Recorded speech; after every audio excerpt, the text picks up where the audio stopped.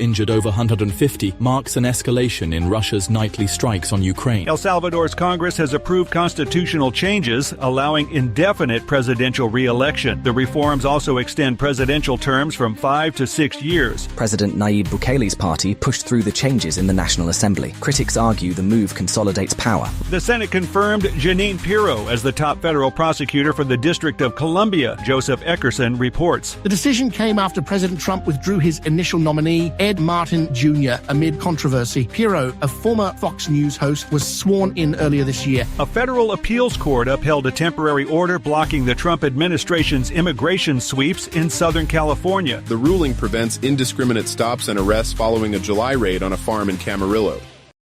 The opinions expressed on this program are those of the host or guest and should not be interpreted as statement of fact. We really only got me today, and so corrections are encouraged. It's all on me. Can we get a cup of coffee in here, please? Get some coffee in here, please.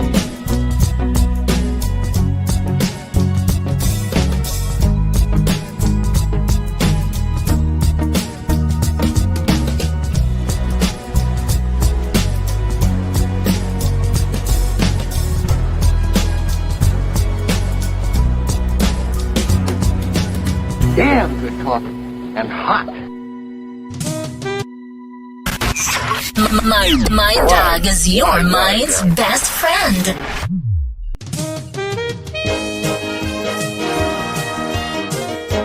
I'm on the air already. I can't talk to you. My dog is your mind's best friend. I got a phone. Wake up, America. You've got a dog that needs walking. That's right, sunshine. Just put on a big pot of strong coffee and get ready to type your little hate mail with your opinions about kumbaya and flat earth insanity. Stand-up comedy? You want stand-up comedy? Well, we've got sit-down comedy. It's time for Coffee with a Dog. You make me laugh.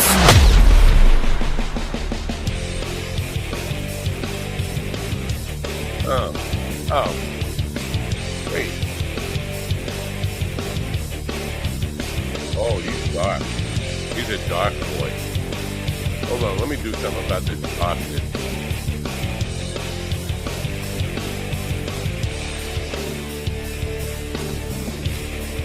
Oh, that's a little too bright. That's way too bright. Let's go back over. Let's go one.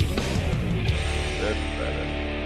Good morning, you nice, lovely people. Yeah, it's Monday, right? Yeah, we got by the way, Stephen is turning into Willie in a chair with the affirmations and the motivational. You know what? Monday motivation. Your life sucks and it's not going to get any better. That's my Monday motivation. But anyway, good morning. It's Monday, August 4th, 2025. And apparently, we're just going to sit back and let this all happen. And when I say let this all happen, you know what I'm talking about. Gerrymandering, number one. Apparently, the Republicans in Texas are trying to basically just control the vote by gerrymandering and not run on policy. And the Democrats are opposing that by running away. And they're probably they're going to get arrested or replaced by the government in Texas, Greg Abbott. And America's just going to sit. And, you know, back in the day, remember before the election, it might have been even after the election when GD was the Constitution, whatever. This is why the Constitution means nothing. Well, if we're just going to sit back and just let it happen without a fight, the paper means nothing. So, you know, unless you're ready for bloodshed, they're just going to roll over you with the lies and the bullshit. If you're not aware, on Friday, Donald Trump, look at these weird glasses. Got some weird shit going on here. Looks like there's something. I don't know what's going on there. It looks like there's some kind of line across my glasses. There isn't. Very weird. Do you see that, or is it just me? I'm freaking out here. Oh, that's just a shadow from the light. All right. Anyway, Trump fired his labor board person who is responsible for bringing him correct data. He doesn't want correct data. He doesn't want the truth. He wants lies. And just keep telling the people there's more money in their pocket until they believe it, even though their pocket is empty. You want just keep telling people there's more jobs out there, even though they're applying for jobs, and there's no jobs to be had. And so it's going to spread because once one, I mean, like not like it hadn't spread already. The entire administration that works for him, everybody knows this. You cannot go to him with the truth, or you'll be fired. It's like the worst leadership in the world, but things are much worse than that. And when I say we're going to just sit back and take this is what we're going to sit back and take. Number one is just the fact that things are going to continue to get worse. You got these dopes like Fetterman saying, oh, wow, this proves everybody was wrong about the tariffs. Nobody said the stuff was going to be instantaneous. The second he put a tariff on, the economy was going to crash. Nobody said that. And I don't think we're talking about major depression here, but we are seeing, and you wouldn't know this because you don't get the right numbers. We are seeing prices go up, inflation, more unemployment, all that kind of stuff is happening due to mostly his erratic behavior and panicking markets and panicking investors. So it's not going to be overnight, and it is coming. Disasters, but they're going to continue to lie to you and tell you things are getting better. And that's what we're going to sit there and take. And it gets worse. If you thought, well, if you wondered how far Donald Trump would go to cover up his Epstein involvement, his raping of children, and his support of child rapers, if you didn't have possibly start a nuclear war on your bingo card, you lose. What am I talking about? Well, Medvedev, the former president of Russia, I think he's like on the Security Council of Russia or something. He was also a prime minister for I don't know how they run their fucking government with all these different kind of bosses they have. But he's a former president. He had some words for Donald Trump with his deadline for different things, tariffs and ending wars and all this stuff. And Medvedev basically told Trump to shove it, in which Trump responded by threatening nuclear war. He's going to be positioning 2 nuclear-powered submarines, nuclear-armed submarines, in critical places, just as a threat to Russia. No big deal. Let's just threaten Russia with nuclear war. Medvedev has responded now, saying, Donald, you better hold your tongue, because Mossad is not the only ones that have videotape of you with the children. So I say, Russia, if you're listening, please release at least just one little tidbit of the tape. Just give us some entertainment here in America. You will be greatly rewarded by the American press and podcasters and digital broadcasters like me. I promise you. Yeah, you're already pissed off. You're saying, I don't tune in for this fucking political nonsense. Yes, you do. What else are you here for? Not like we've had any great and by the way, we have no fucking guests today. We have no fucking guests all week long until Friday. I get people asking to be guests on the program. Get 4 or 5 emails. Can you do Monday, Tuesday, Wednesday, Thursday?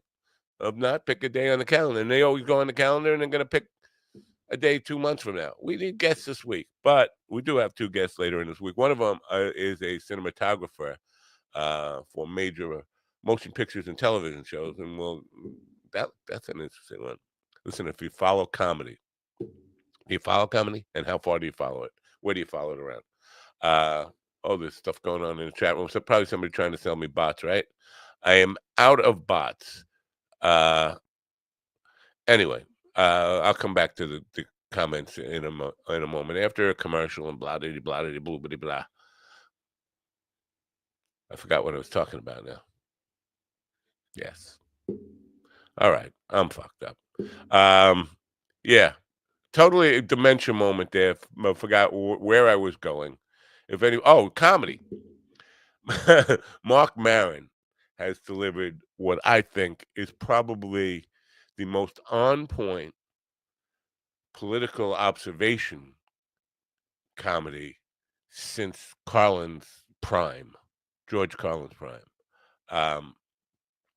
If you don't know what I'm talking about, neither do I. So we're on the same page there.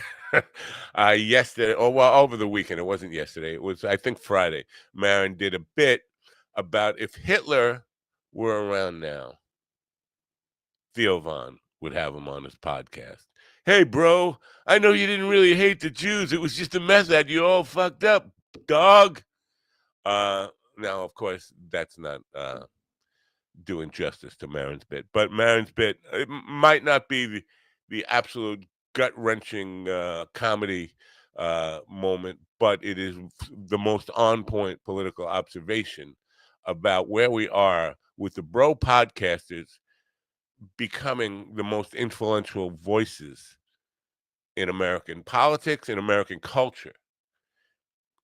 And people like Rogan and the Rogan Sphere and Theo Von and all these fucking imbeciles who have no reason other than the guys with the tight red hats love them to have influence over us.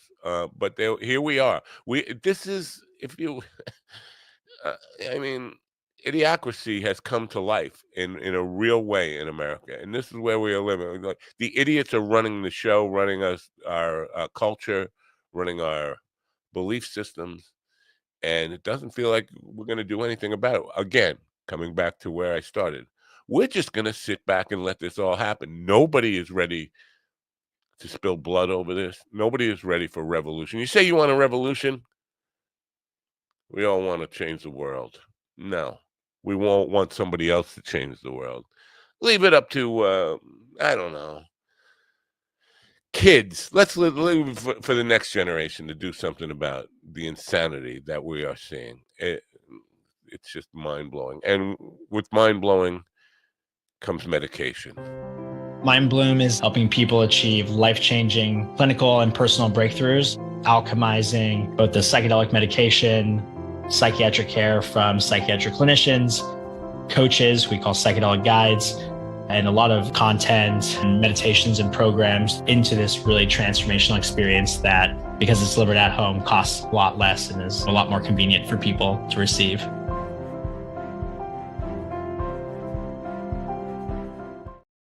Ladies and gentlemen, in the room with me now are a man who tried to call in sick, but he got gerrymandered out of calling in sick, Mr. J.P. Pendleton. J.P. Good morning, America. MindDogTV.com. It's August 4th. Have you begun putting up your Halloween decorations yet? Hurry before it's too late.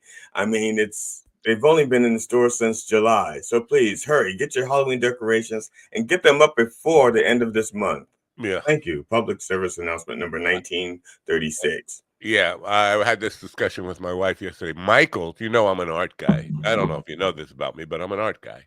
And when I go to Michael's to pick up supplies, since early July, they've had Halloween decorations out. But my wife says now in a couple of the grocery stores, you're seeing the Halloween candy, or that's going to be bad. Right, yeah. What the fuck? I think Halloween candy stays fresh for a year. Oh, yeah, forever. That corn was last year's candy, 1947's candy corn. No, they're not making it anymore. They stopped. Have you ever seen Lewis's black routine on candy corn? Yeah. And my wife and I, for the longest time, would do this to each other. We'd go, they washed it. Yeah.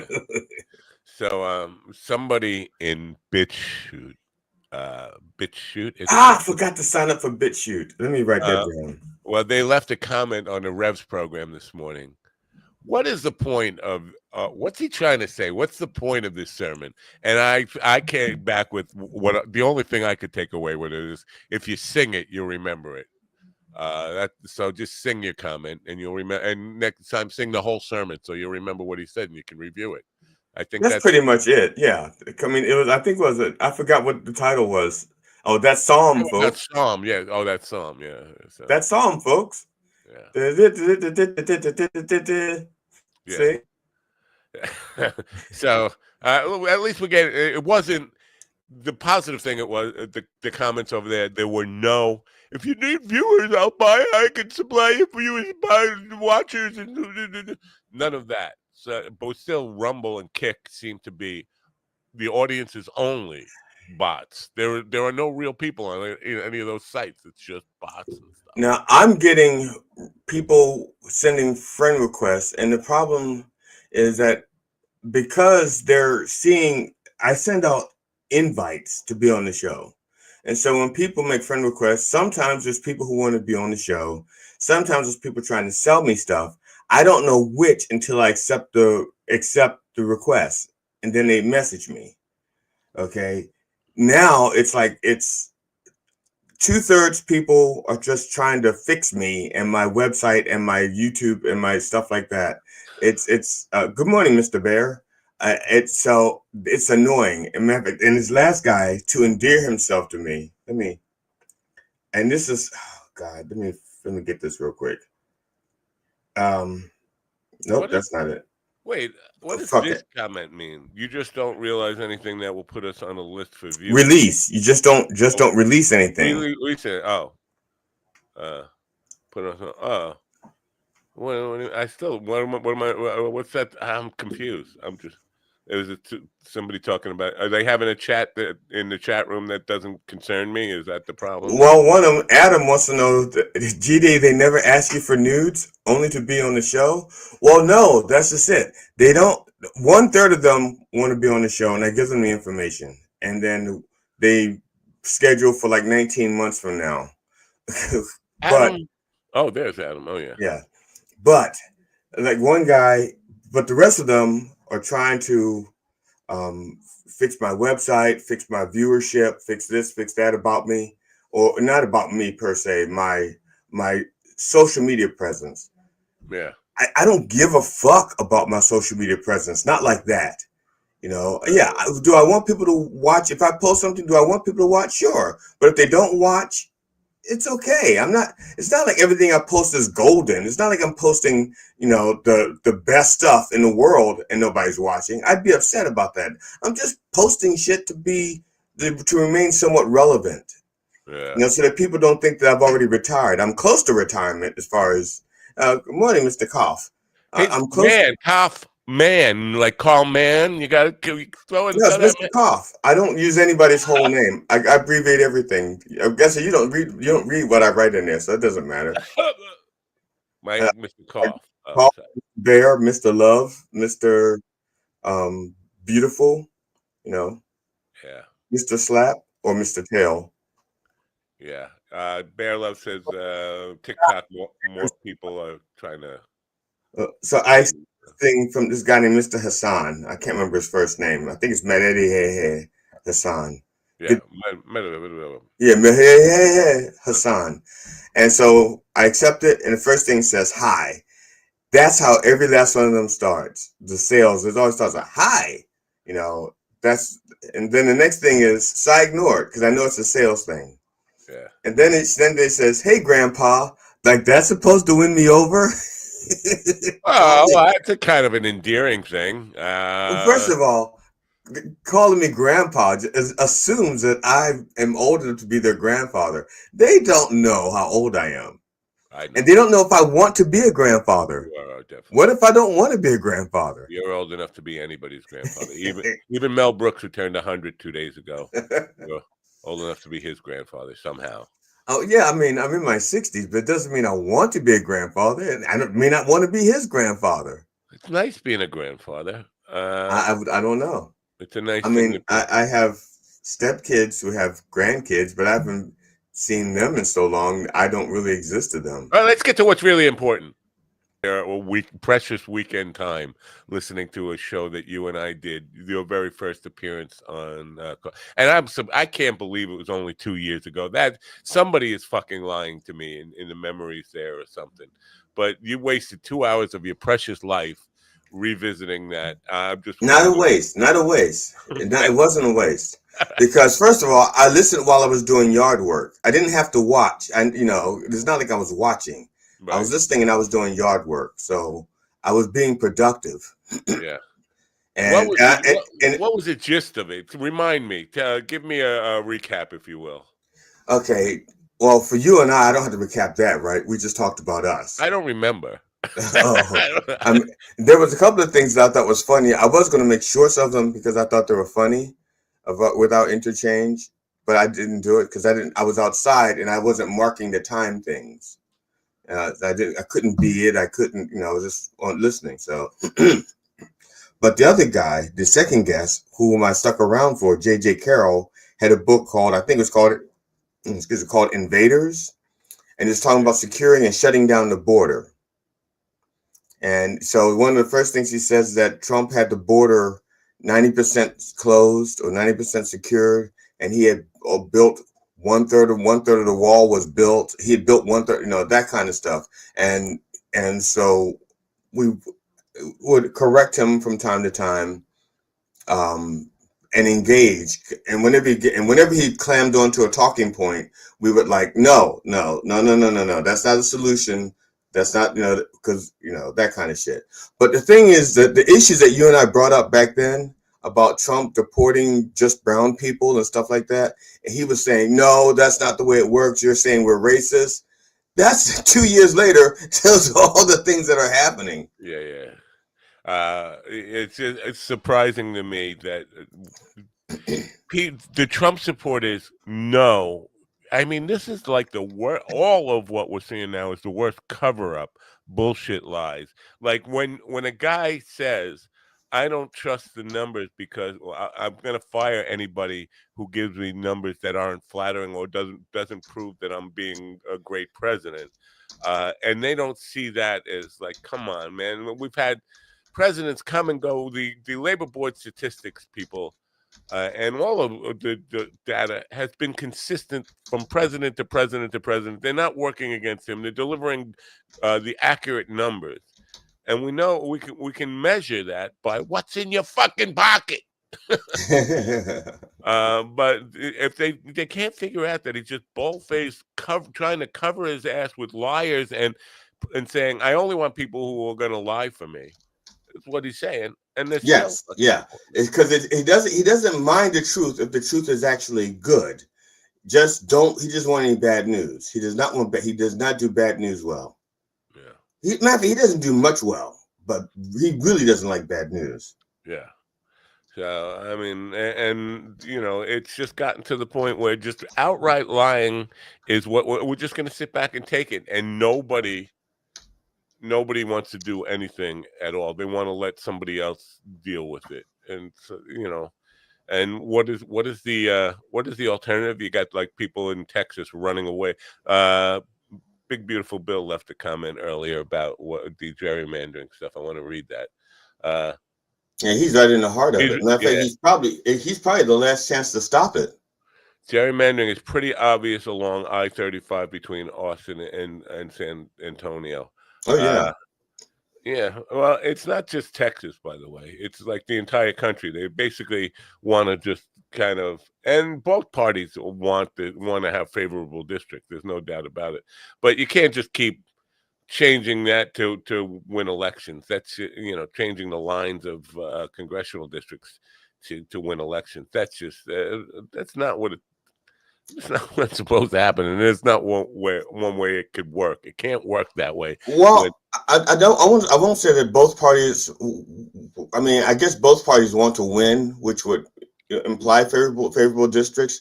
But there's some states where they're like willing to just let it be non-gerrymandered and just let the arguments fly. Let people have the arguments and a real choice. But those people are the ones who actually believe they can win on the arguments. It's the people who know they can't win on an argument that says we're not giving them a choice. they're going to have to, their votes are going to be diluted, and they're going to have to pick one of our guys because we can't win on the arguments. We can't do it. Yeah.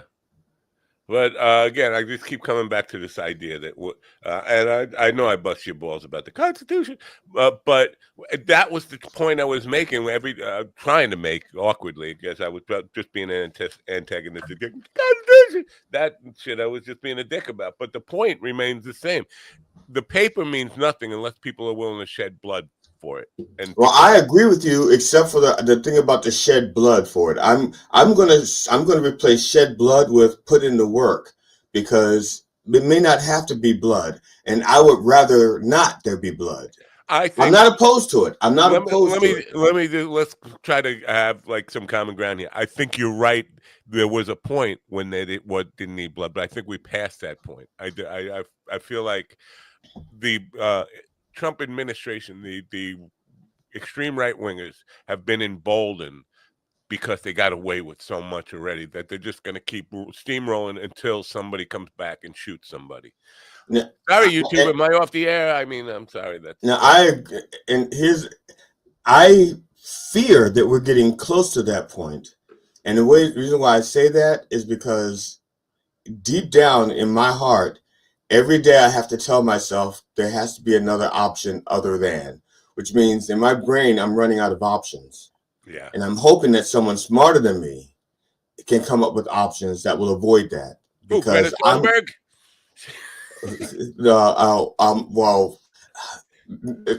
was thinking Jasmine Crockett. No, I don't know. Actually, she is smart. I mean, she is smart, but I was just thinking I'm running out of options. And when I say out of options, I mean out of options that I'm willing to do. Yeah. Okay, there's probably things that I can do that I'm not willing to do. Okay, I'm not willing to get arrested. And mainly it's because I've seen that bad side of the justice system from the viewpoint of a black man. And I don't want to fuck with it if I can avoid it. Yeah, I don't want to get arrested. Listen, I know I'd be a pussy in jail. I get my ass raped. They'd find a way past all the security, and by security I mean hemorrhoids, that I've built up to stop the rape in my ass. But they would find a way through that. Painfully, they'd break down the walls of hemorrhoidal resistance. and for those people who don't think I'm funny, put me in a situation where my ass is on the line. I will double I will step up my game. I will step up my game and say, whoa, where's all this funny been all this time? Because my ass was not being threatened. I was safe. So so my comedy was, it's not that my comedy is safe, but I didn't have to go balls to the wall with like throwing everything to see what makes people laugh. Have you seen the Mark Maron bit about I have not. If Hitler were alive, he'd be on one of our. How long? Because I don't watch anything less than 90 minutes. Yeah. Oh, it's 90 seconds at top.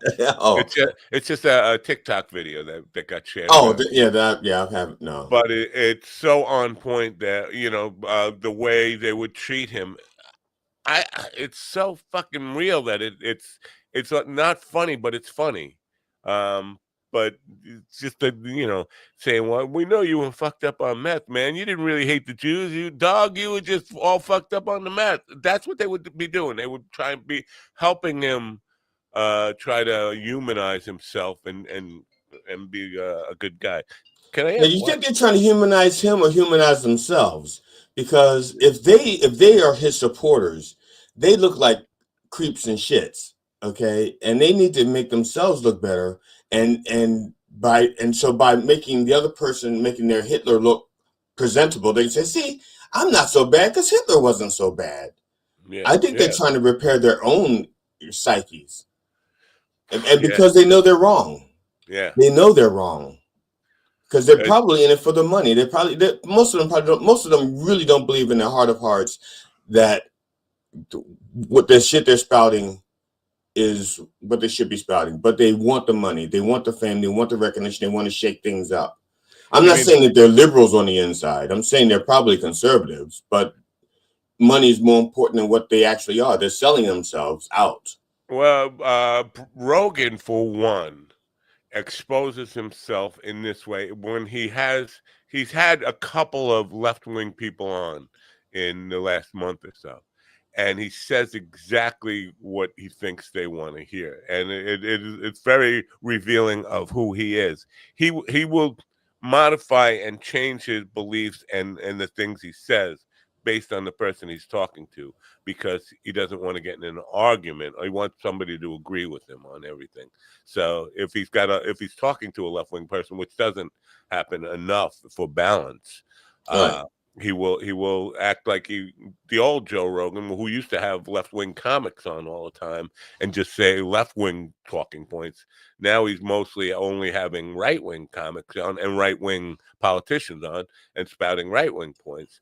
But I don't think he has any real ideas of his own. He said he's been going to church lately, and all those okay. I didn't see him in the room. I did not see him in the room. No, he's not going to your church. Okay. I think he's going to a Catholic church, believe it or not, which is like, I don't know, that's the most strict of the Christian churches. But he says the people there are only trying to become better people. Well, it's not working. It's not working, not at all. They're not becoming better people. They're becoming liars for Christianity or whatever. Somebody on Twitter, I got to stay off Twitter. I got to get myself banned from there, but I'm still broadcasting there, and it is we get more viewers there than we get in a lot of different places. So I'm reluctant to pull the plug on there, but I got to stop going there. Had a great sit down with Bernie Sanders. What, 5 years? No, 9 years ago, right? We're talking 9 years ago. I think. Did he have another one recently? I don't know.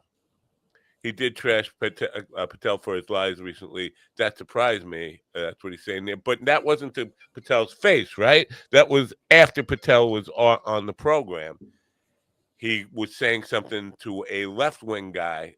That CIA guy who was anti-conspiracy guy, and it basically was saying the Epstein files are real. You talking about Dan Bongino? No, this guy was in the CIA. He's a frequent Rogan guest, and he was saying Bongino and Patel are all lying, Bondi's all lying. We know that these files existed. They existed 3 months ago. Now all of a sudden they don't exist. But Rogan was bashing Patel to him, not to Patel's cross-eyed face. He didn't say it to him. Like, I know you're lying to me. He didn't come out and do that. I think what we need. Okay, I don't know who wrote that song "Life Is a Rock, but the Radio Rolled Me." I can't remember who wrote it, but I think we need to get the Epstein list to them and let them set it to music, because for the longest time I could remember like the lyrics of that song for a long time, and it had a lot of stuff, a lot of, it was all this. Written by Norman Dolph and Paul DeFranco. Oh, right. Wow. No, I don't remember. Who sang it? Was that like... who did it? Joey Levine. Joey Levine, lead singer. Reunion was the band. Right. Okay. Right. 1974. And the reason why I thought because no wonder people call you Grandpa. The thing is, I looked it up, that song, like a month ago, when they said the list was, whenever they said the list was coming out, I looked up that song because I wanted to use that song to set the list to music. Yeah. And I was going to do it to that. And then they didn't release it. And so it just slipped in the back of my mind, or just waiting for the list. Bad Love brings up Melinda Gates, and I hate to just end this part of it and to make a segue here into something else. But the other day when we had Debbie Dobbins on, we were talking about rich people and billionaires, especially, who were good people. You brought up Warren Buffett, and then she repeated it later. I don't know. I'm not saying Warren Buffett isn't a good guy, but I don't know that Warren Buffett is a good guy either. Well, he is just that what he did was he says, I'm old enough, I can get rid of my billions, Well, that's good. I'm glad, but I would think that that was going to be my point. If he's 80 years old now, he doesn't need the billions anymore. And I would turn all my businesses into nonprofits at that point. I'm 80 years old. If you really don't care about money anymore, and Well, I don't think he can turn the businesses into nonprofits because I think they're all publicly traded, right? yeah, probably. So he can't do that without being sued and Anyway, violating. I mean, like Vanderbilt tried to give away all his money all the robber barons at one point when they were getting close to death. And Warren Buffett, I don't know how old he is, but he's no spring chicken. He's got to be seeing. There's no way I could hold. I can leave wealth for my children and grandchildren and still have enough to form a whole nother country somewhere. You could do something productive with that money. And so, what Bear is talking about Melinda Gates. These are two people, Melinda Gates and what was Bezos' wife, giving away. That's now there could be. It might not be out of humanitarian reason. It could be out of spite. Like, I'm going to give away all your money. How does that feel, you cocksucker?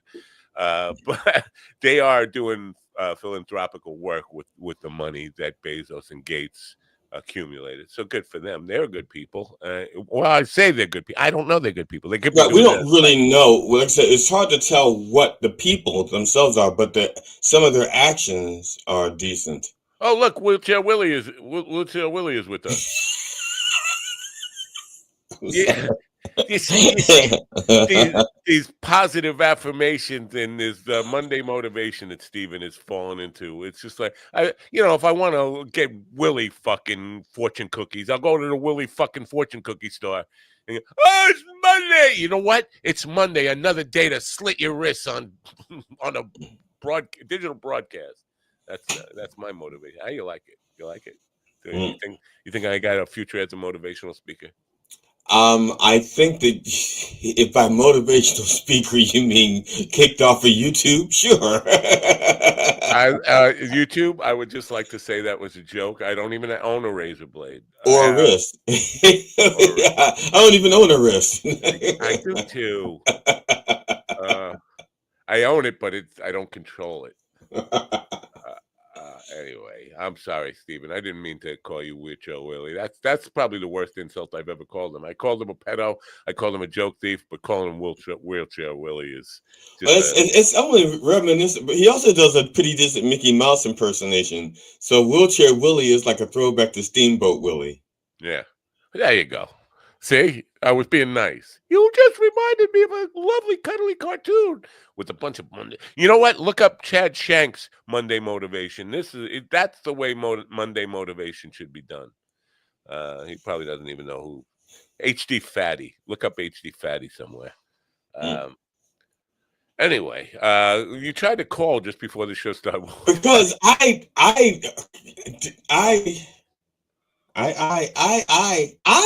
sir. No, we don't see eye to eye. I clicked on the wrong one, obviously, and so I'm in the room, and I wasn't paying attention to the time. You weren't there yet. I said, "Well, he'll be here soon." And then I look up, and it's 9:01. And I went, "Fuck!" And because I was clicked into the wrong one, I had no audio, so I didn't realize that the music started playing, and so I didn't know if I needed.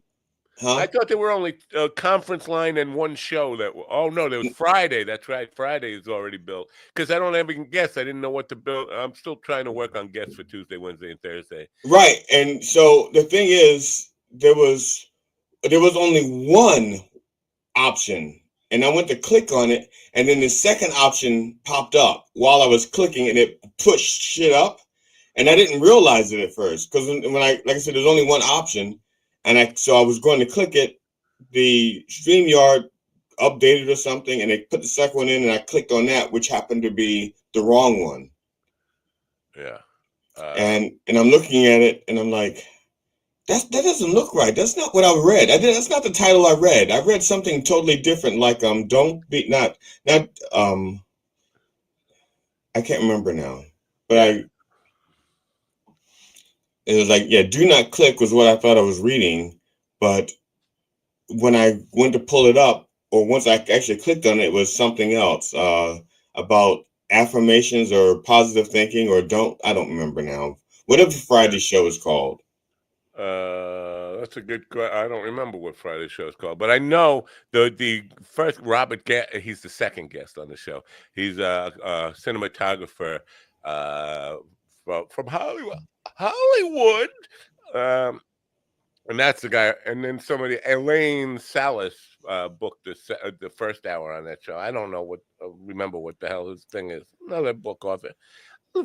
We need comedians and musicians, authors. I love authors, but God, we need some funny people. We need some musical people. We need some people that, even I asked Paint with Josh to come on. He's dodging me too.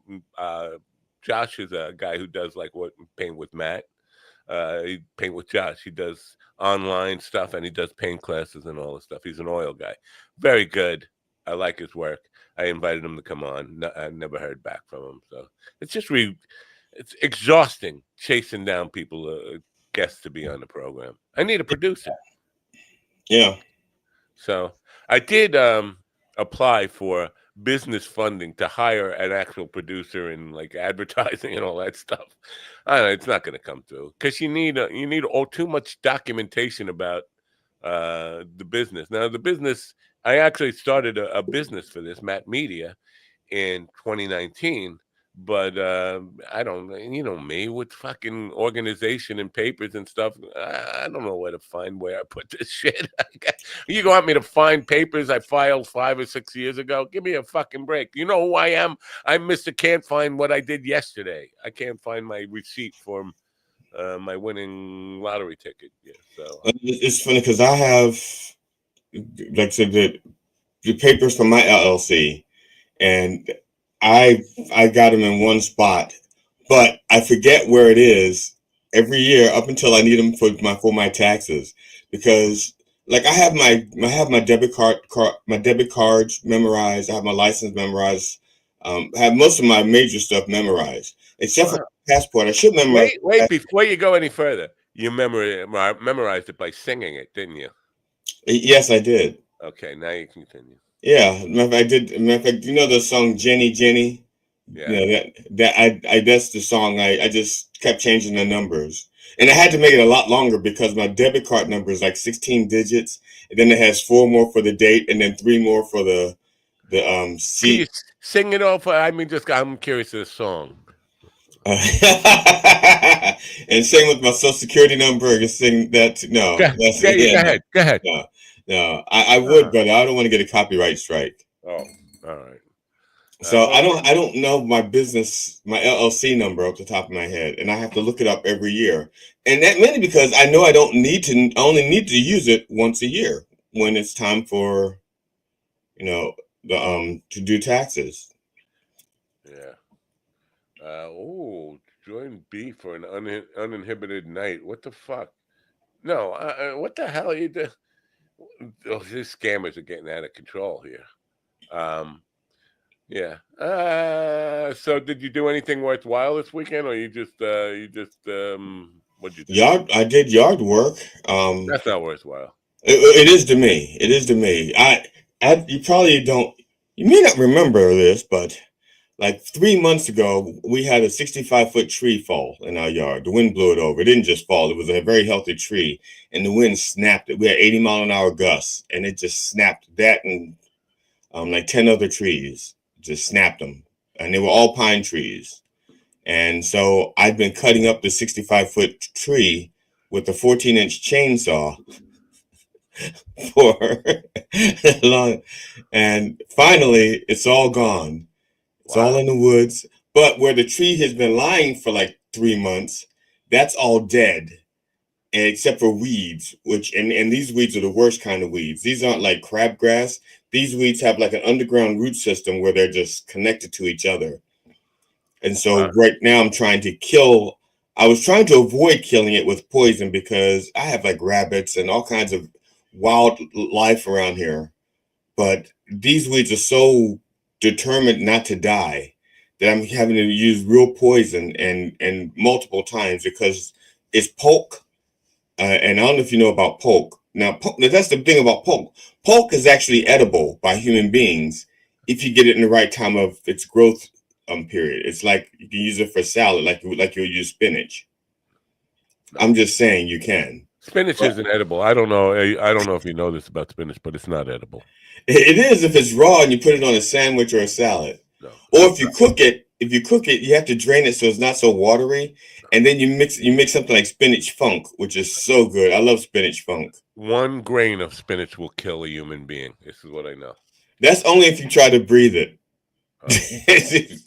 So poke, and I have, matter of fact, I have a lot of plants in our yard. We have a lot of plants in our yard that are edible by people if you catch them at the right time in their period. I don't have those kinds of friends in my life anymore that can go around saying, okay, this is when you want to pick this. This is when you want to pick that. I used to have friends that were like macrobiotic and real foragey type people. Now they go through your yard and they go, see this? You can use this to make wine. See this? You can make a salad with this. See this? This is edible. The petals of this is edible. I don't have those people in my life anymore. And I don't trust the internet to Google it and say, when can you eat pork? I don't trust, I don't trust the internet. You saw the movie Into the Wild, didn't you? You saw that movie. And well, it's a true story. And this kid, he was not necessarily an Alaskan, but he was from Arizona, I think. He went up to Alaska to camp out, crossed a river, found an old abandoned bus, and lived in a winter in this bus. Springtime came, and he went to cross the river, and he couldn't. It had become a raging like whitewater, and he couldn't get across it now. So he still had to stay there. And then he was starving because he ran out of food. And he started looking in books about what was edible, and he ate some berries that killed him. And I don't know how they figured out that part because he's the one writing the story, and then he's dead. But it's based on that. Like he was trusting a book to tell him what was good and edible. The pictures look like the berries. When I was younger, I had a book about those kinds of things. There was a book that it didn't belong to my grandfather. My grandfather only had one book that I kept. That was his Boy Scout manual. My grandfather, actually, there must have been like a black troop. He carved a hole in it, and it was used as a safe of some sort. Yeah, to help the Underground Railroad. He had his little Boy Scout book. Right. But I did have a book that was pretty reliable. And so when I was younger, I used to eat plants and stuff. I used to go foraging and eat stuff from the woods. And then as I got older, I became more paranoid about acid rain. I think you're the guy Jim Morrison wrote about. No, I'm still here. And I never drove a bus anywhere. No, but Jim Morrison wrote about the Negroes in the forest foraging food, berries. That's not one of the songs I knew about. I forget what song that is, but it's in my head somewhere. Maybe I'm making that up. No, I know it's Jim Morrison. I could hear his stupid voice in my head. How would I Google that? Would I Google like Jim Morrison Negro song? How do you Google that? I'll do it. Yeah, you could. Good, yeah. Jim Morrison's Negro foraging foraging for food song. You would think Siri would be on top of that. Now she doesn't light up. What do you make of this Medvedev Trump little war? Well, Trump saying he's sending nuclear subs over to Russia, which is not a good thing. You shouldn't be teasing a nuclear war. But this thing where Medvedev says Mossad isn't the only one with tapes of you and Epstein raping teenagers. Hello? I didn't hear. I know my first time of hearing about that was you saying it. No, and it's interesting that he would say that, but. Well, he didn't say those exact way. He said Texas radio and the big beat. It's in there. The Negroes in the forest. Anyway. Oh, okay. So you changed subject on me. I thought Texas radio was where Medvedev said Mossad isn't the only ones with incriminating tapes or something like that. But I just put in the you and Epstein raping young girls part. But basically, he's threatening, blackmailing Trump to kind of bite his tongue. That we have the same videotapes that Mossad has, and we'll release them if you keep going and stuff. Trump didn't respond to that. That's where he I got something else to do over here. Let's talk about the labor secretary. I don't know, but I really wish they would just release. Well, it doesn't matter. They could release the tapes, and the Trump's people are just gonna say it's AI, it's fake, even though he says things like there are a lot of innocent people on there, or he'll say they're releasing these fake lists, or the list doesn't exist, but I'm not in it. Well, if there's no list, then you couldn't be in it, So he says these contradictory things that lead you to believe, yes, there is a list, but then he says there's not a list. I mean, if there's not a list, how could Bill Clinton and Barack Obama and Biden conspire to make a list? He's saying they made the list. Yeah. But if it doesn't exist, then they didn't make it. They put his name in there to the point where it took 1,000 federal agents, FBI agents, to go in and redact every one of it. 1,000 FBI agents. That's a lot of redacting. Yeah. Wow. And just think, they actually could have been out looking for other criminals and provide, that's the whole. See, the whole thing, they're just trying to stop waste, fraud, and abuse. No, they're trying to cover their asses. Yeah. It's wreck it and rob it. They're trying to cover their asses, but they're also trying to wreck and rob the government. Wreck it and rob it. I got these lyrics all wrong. The Negroes in the forest, brightly feathered. Brightly feathered Negroes? I think he's mixing them up with Native Americans. Pimps? Because I know pimp hats were brightly feathered back in the day. They're saying "Forget the Night." Now, why would they be saying "Forget the Night"? Isn't that a song? "Forget the Night." Live with us in the forest of azure. Out here in the perimeter, there are no stars. Out here where we is stoned, immaculate. I think he was having a drug fueled hallucination. I don't know what drug. It's like spill the wine, take that girl. Yeah, I think he was more of a drunk than a druggie, but it sure sounds like he was on some LSD or something. Yeah, it almost sounds like spill the wine, take that girl. Where it's like, I was lying in the grass of Toyota, and this woman walks up to me and she says, "Spill the wine, take that girl." Out of the middle came a lady. She whispered in my ear something crazy. Crazy, yeah. Eric Burden in War. Now, War was not always. I mean, there was a whole Eric Burden list. Burden list. They dropped their burden, or they didn't have a burden to start with. They got burdened when Eric hit. Get off my phone. Get off my lawn. Yeah. I was listening to an analysis of some the war catalog, war music. Good stuff there. Now, the one song that they skipped over, and maybe they didn't really have this song, maybe somebody else did, but I know this is not me having a Mandela effect moment. There was a song in the 70s, "Don't Call Me Whitey, Nigga, Don't Call Me Right, Whitey." Right. That was Sly and the Family Stone. And was it Sly and the Family Stone? I'm almost positive. I thought it was War, but they actually played that on the radio, right? Or am I right? Yeah, I'm pretty sure. I am 99.832% sure this is Sly and the Family Stone. Now let's be clear when we get into words and all the Whitey is nowhere near on the same level of offensiveness as nigger. I mean, no. If you're gonna do that to be offensive, let's be an equal opportunity offender here and pick another word for Whitey that is equally as offending as nigger. I mean, but he wasn't. I don't think. See, the purpose of the song wasn't to be offensive, right? But the what was going to be the attention getter was that it was especially in the 70s, that was a trigger word, and trigger with an A, TRIGA. Right. But so that was the point of putting that. Why else would you put that word in a song unless you wanted to drive attention with it? And they would never play that on the radio today. You'd never get that song played. You can make that argument that you want, that it's not supposed to be offensive. It's supposed to be, building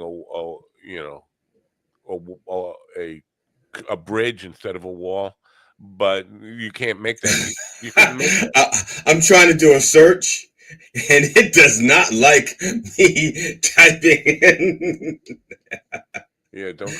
What if I say it? It kept. First of all, it kept deleting the word nigger. Wow. You know, because I wrote, "Don't call me nigger whitey. Don't call me whitey nigger." That's what I wrote, and it's like, "Don't call me dirty. Don't call me." Song by Sly and the Family Stone. You're right. 1969, way before the 70s. Don't call me nigger whitey. Don't call me nigger, comma whitey. Right. Wow. Well, it's still on Spotify. Good for Spotify, money grabbing fucking thieves that they are. Maybe if I play it, I'll get a copyright strike. So I'm not going to do that. It says, I went down across the country and I heard the voices ring, people talking softly to each other, and not a word could change a thing. And then it goes to the refrain. Listed as children's music. That's funny. Children. Wow. Play this to your kids. There's only one verse to this, according to them. There's only one verse. Let me see. Yeah, it's one verse, and they sing the refrain 4 times. Yeah. Well, actually, technically 8. Don't call me nigger whitey. Don't call me whitey nigger. Yeah. They say that 8 times, but there's only one verse. Well, I went down across the country, and I heard the voices ring, people talking softly to each other, and not a word could change a thing. And then it says for non-commercial use only. That was a footnote. Let me just this more Twitter wars from me. Now, somebody on Twitter had posted Mrs. Roboto. All right, you're a troll. You're not using your real name on social media. Yeah, why do so many celebrities have Lyme disease? And she lists the celebrities who have Lyme disease: Justin Timberlake, Justin Bieber, Bella Hadid. I don't know who that is. Yolanda Hadid. I don't know who that is. Anwar Hadid. I don't know who these. Avril Lavigne. I know who that is. Shania Twain, which I want to talk about her plastic surgery that makes her look completely different. I'll talk about that in a minute. Alec Baldwin, Ben Stiller, Kelly Osbourne, Amy Schumer, Riley Keough. Do these people currently have Lyme disease? Or they just had it at one point? They've been diagnosed with it, and it takes forever to go away. But Debbie Gibson and all these people, and there's a whole list. And somebody wearing a red hat that's with 4 letters on it says, "Can you see their names listed hanging out anywhere to get a tick on them? Though these people wouldn't be anywhere near woods or fields. Most live in concrete-filled cities, not buying it." And I just had to say, you're an idiot. The Hamptons, the Hollywood Hills, all these places are loaded with brush, LA brush fires, but the Hamptons are just filled with beaches that have deer all over the beaches and brush all over the beaches and deer ticks all over these are not city dwellers. City dwellers are, they might have an apartment in the city, but they have homes in places that have lawns. Right. You don't have to come in contact with a deer to actually get a deer tick. You can walk where a deer has been. Yeah.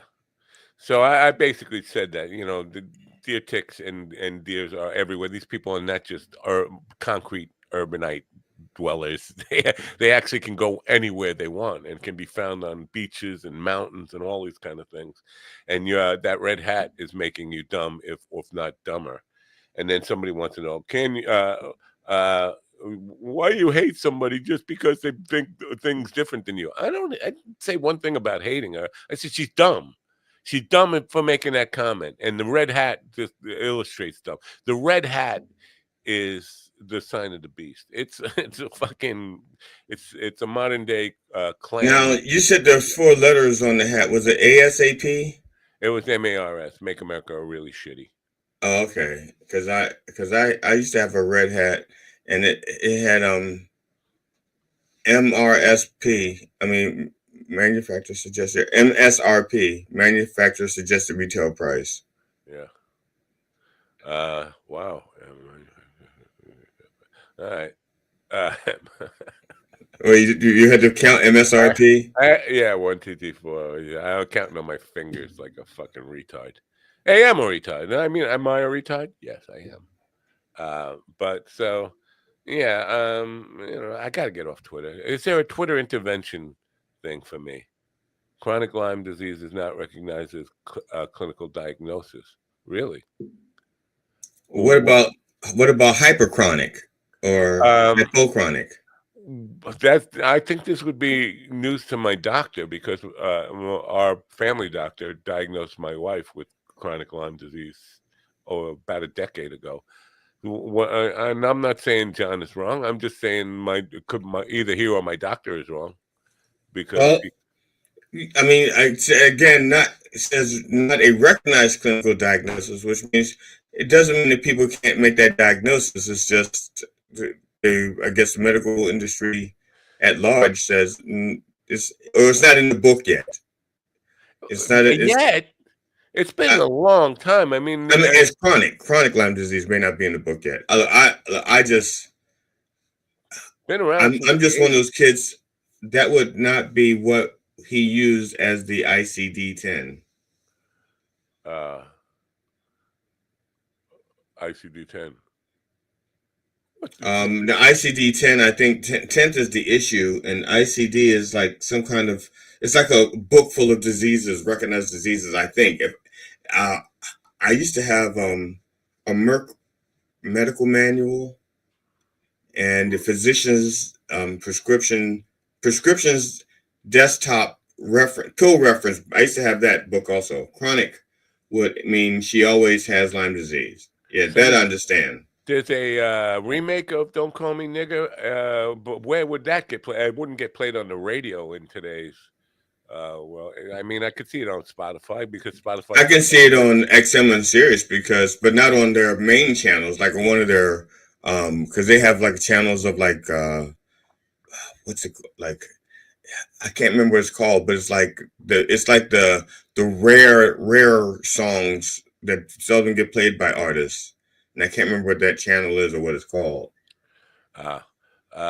John's he's correcting the record here. Chronic would mean she always has Lyme disease.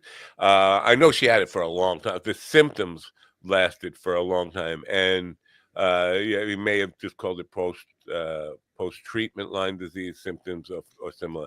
Yeah, that sounds about right. It's just on YouTube, according to. What's going on? Why can't I do this? Is something wrong with my machine, or are you fucking with me? No, I'm not touching anything. Matter of fact, I'm not even touching myself. Fucking with me. Don't ever fuck with me. All right. I don't know what that sentence means. YouTube. That's where it's played. The "Don't Call Me Nigger." Well, yeah, I saw it on YouTube, but that's not like a playlist. That's where the remake can be found. Like it's okay. Not on the radio. I can't see any way they would justify playing that on the radio today, in today's world. So anyway, now are they playing it, or is it part of like somebody's remix? You know, like they got the music, and they just like maybe did a snippet of that because there's only one verse to that song. Yeah. And if you're going to remix it, you could like have that little part and then write like 1,000 other verses. Yeah, that would be, you know what, that would probably be more productive to kind of expand upon that thought, especially if it's supposed to be something that's supposed to build a bridge. You might want to kind of go a little further. I know Sly was a stoner. That's why it's what? Sly, whoa. It used to be Sly Stoner. They took the R off. What? Yeah. No, I'm sorry. I cannot believe that Sylvester Stone actually did drugs. I won't believe it. I won't. You can't make me believe that. You can't prove it. It's AI. It's AI. He never did drugs. It's AI. I'm not sure. Well, AI wasn't around in the day, but I'm not sure if they're in the Woodstock. That's what AI wants you to think. They say the best trick that the devil ever pulled was to convince people he didn't exist. And AI learned from that and did the same thing. Yeah, that sounds like Tucker Carlson. Tucker Carlson on his dopey little, I don't know if it's a podcast or he's on somebody's network now. He said supernatural forces are running the world and the American government. their total initiative is to make us believe that they don't exist because they believe in themselves that they exist, but they're running things, but they don't want us to believe they exist. Now, that's a really strange thing to say, first of all, that why wouldn't they want you to? I mean, I know the devil wouldn't want you to exist, but I know Tucker believes in the supernatural on the other side, the good side, the God. And why would God not want you to believe it? You tell me God doesn't want you to believe He exists. I'm just talking to Tucker here now. You're playing the part of Tucker. I'm playing it. Okay, I'm playing the part of Tucker. Or let me get this right. Nah, that's more Tom Myers. So take it down. No, so that's more like the Crypt Keeper. All right, yeah, there it is. But so, what do you make of that? That the world is being run by supernatural beings. Well, America is being run by supernatural beings, but the trick is they don't want us to believe they exist. But Tucker cracked the case. Tucker figured it out and was blowing the lid off the whole thing. Okay, I don't know if I'm doing this right. I'm just going to try. Put my red tie on. Oh, that's not bad. I don't know. Did he stop doing that? I think he stopped doing it, but it's still in my mind. He's still the geeky perv that wears a red tie. Yeah. All right. So this guy, why would supernatural want us to not believe they exist? I understand the devil angle on that. Well, I guess the theory is if you believe, if you get proof that they exist, then you don't need faith, because faith has been believing in things that you cannot prove. And then without faith, the whole religion thing would die. I used to teach my little girl. I used to ask her, I said, did Jesus have faith? And she goes, I said, no, I said, did Jesus believe in God? That's what I asked her. And she goes, well, I guess, yeah, he did. I said, no, he couldn't believe in God. I said, because according to theory, Jesus knew he was the Son of God. Therefore, you can't believe in something you know exists. Belief is like, I don't know that that's out there. I don't know. I'm going to believe in Santa Claus. I know there's coffee in this cup, but I also believe there's coffee in this cup. But the knowledge supersedes the belief. Is what I'm saying. Is it's before you taste it, someone gives you a cup and they go, "There's coffee in this cup," and you start to drink it. That's because you believe there's coffee in the cup. But as soon as you taste it and go like, "Oh, this is coffee," you no longer have to believe. You have the knowledge that there's coffee there. And so I would tell my daughter that no, Jesus does not believe in God, because he, in theory, if Jesus is who he says he is, then Jesus knows there's a God. He doesn't have to believe. So he's not a person of faith. So when they're saying be like Jesus and have faith, it's like, no, that would be like saying to someone, I want you to close your eyes, blindfolded, and walk out into the street. But I will go outside it. I'm not going to close my eyes. So I can see whether or not this car is coming. You have to trust me.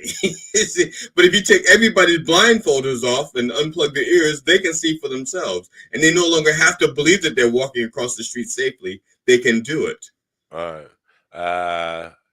That's so confusing to a small brain like mine. But last night I was watching. I guess the Reverend should have done that. The Chosen. It's a thing on Angel Networks, and it's all about Jesus. And it's the final season, and I think the final season's already over. But I was just watching episode 1, and in this, there were parts where I was confused. Like I thought I knew the story. But is this The Chosen based on the book? That was I think it's based on the book, the Holy Bible. King James version. But so he's in Jerusalem. It's like the last week. It's Passover week, and it's getting close to the time where they're gonna do the deed on him. And he says this is what got me confused. He said, if you love your life in this world, is the way to ensure that you won't have a life in another world. Those who hate their life in this world will be glorified in the next world. Like, Wait a minute. Are you encouraging me to hate my life? So I'm like going to be king of the next world then, because there's nobody who hates their life more than me, right? But it just sounds like an anti-religious type of thing. And I'm like, are you sure you're getting this part of the story right? Because this doesn't. I don't remember this being in scripture at all. Not like I'm a theologian or I've read really deeply into the Bible. But does that ring a bell with you that Jesus? Yeah, but I don't think they translated it right. I honestly don't. Now, because the Chosen that I was thinking of was a book by Chaim Potok, Potok. That was the Chosen that I had to read in high school. We had to read that one. Chaim Potok. Well, I think it's just you're just using the name, The Chosen. But yeah, that's when you said The Chosen. That's what I was thinking of. I thought maybe they made because they did make a movie out of that, and so I thought maybe they made a mini series out of the movie out of the book. More than a mini series. God, it's like I think now. I think it's the 7th season. I don't know. Maybe I have that wrong. At least 5 seasons, maybe more. Full, so it just goes on and on. And now this is the first show in the last season, supposedly, and it's Passover week. Like, you're gonna drag this thing out for 13 episodes of it. How long does it take to kill a guy on a? You know what I mean? It's a couple of days before.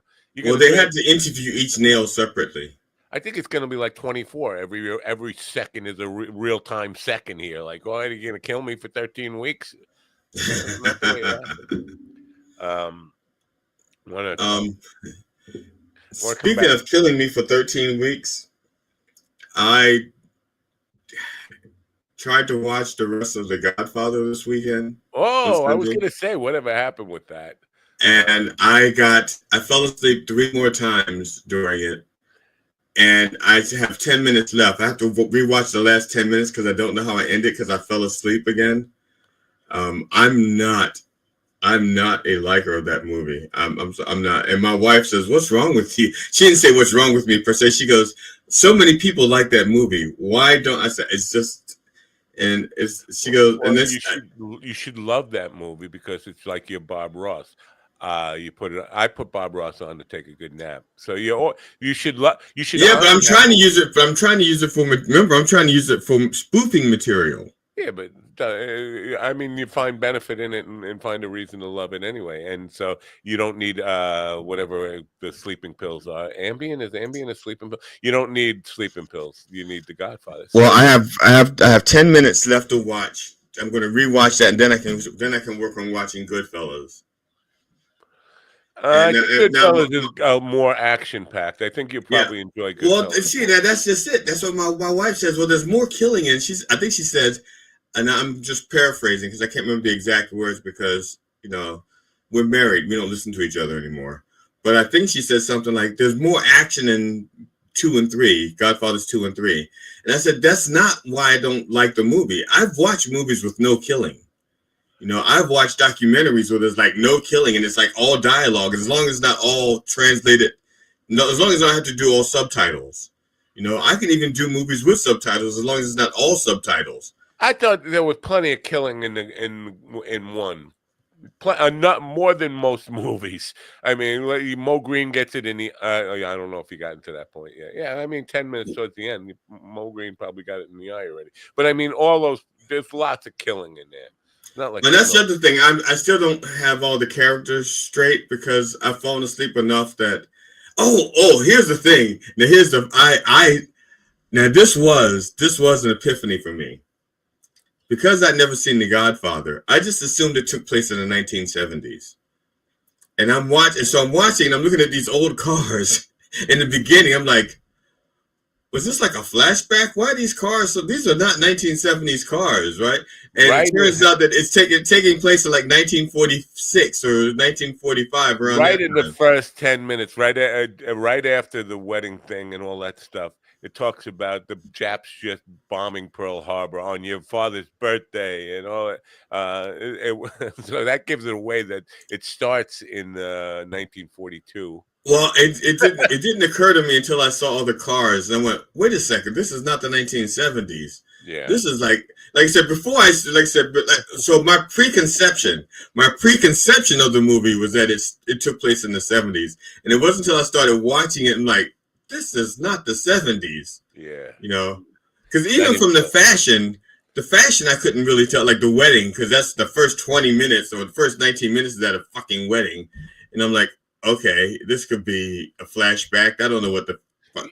But the whole movie takes place in the 40s. I'm having a shocking revelation here. Alternate Universes was able to put this word in a YouTube chat room. I thought they would stop that. So they won't let me say it. Yeah. Maybe black people can't say it. So weird. So they got it ass backwards on that. But yeah. So I mean, yeah. I don't think there's any. They don't even touch the 70s in the first movie. They get to the 70s in the second movie, I think. Somewhat. Well, like I said, so I didn't know. I didn't, because like I said, I had not watched the movie, so there was no reason for me to know it took place back then. Yeah. I've just seen snippets, and in the snippets, I can't tell. Like I saw a snippet of like you come to me on the day of my daughter's wedding asking me for a favor. What the fuck's wrong with you? Well, I can't tell when that took place. Yeah. Yeah, I just see these little snippets. They all take place inside of a building. These little dark buildings, Yeah, but Michael is a World War II hero who's just gotten back from war. No, I didn't. Not until, like I said, until I started watching it. All right. That's what I'm saying. Before I started watching it, I thought it took place in the 70s. Well, and I don't think I got to revise that. The second one doesn't get up to the 70s. I think it's the mid 60s or something, where he goes to see Hyman Roth in Miami and whatever. I want to come back to Tucker Carlson, because Tucker Carlson, Candace Owens, and Nick the Fuentes are in a three-way battle. Like Tucker and Candace are on the same side. Nick the is turned against them. It's just one.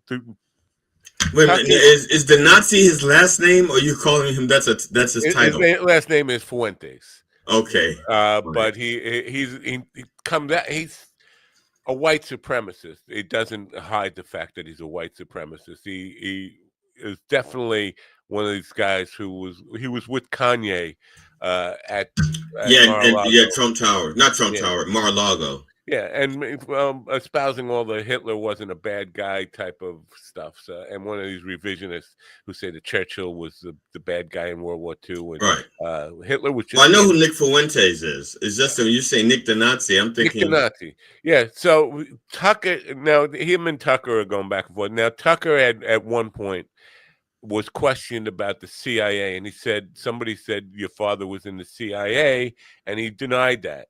And then later, there's a tape of him saying he knew his father was in the CIA. Now, Nick the Nazi pointed that out. Like, Tucker is contradicting himself all over the place. Did he know or did he not know? Then he says that he knew growing up because he tried to join the CIA and whatever. It's like I tried to join the military, right? The CIA, if you try to join them, you don't get a yes or no. They figure out a way to use you, whether they accept you or not. But so he's accusing him of this. Tucker, his new conspiracy theory. Well, first of all, he calls Nick the Nazi just some mixed up gay kid in his parents' basement, which is kind of an accurate description. I don't know how he got all these followers, but he's saying that the deep state is using people like Nick the Nazi to discredit other people. In other words, they will bankroll Nick the Nazi to go to Mar-a-Lago and give Trump a hug, and therefore paint Trump as associated with the Nazi. Now, Trump actually said, "I like this guy. He gets me. We're on the same page." That's a direct quote from Donald Trump. But Tucker was trying to excuse that for himself, where people said Nick the Nazi at one point came up and gave him a hug, and there was a photo op, and he's in the picture with them, and he's trying to say the deep state is paying Nick the Nazi to do those kind of things, to go up to right wingers, become friends with theirs, so that people can say that they're Nazis.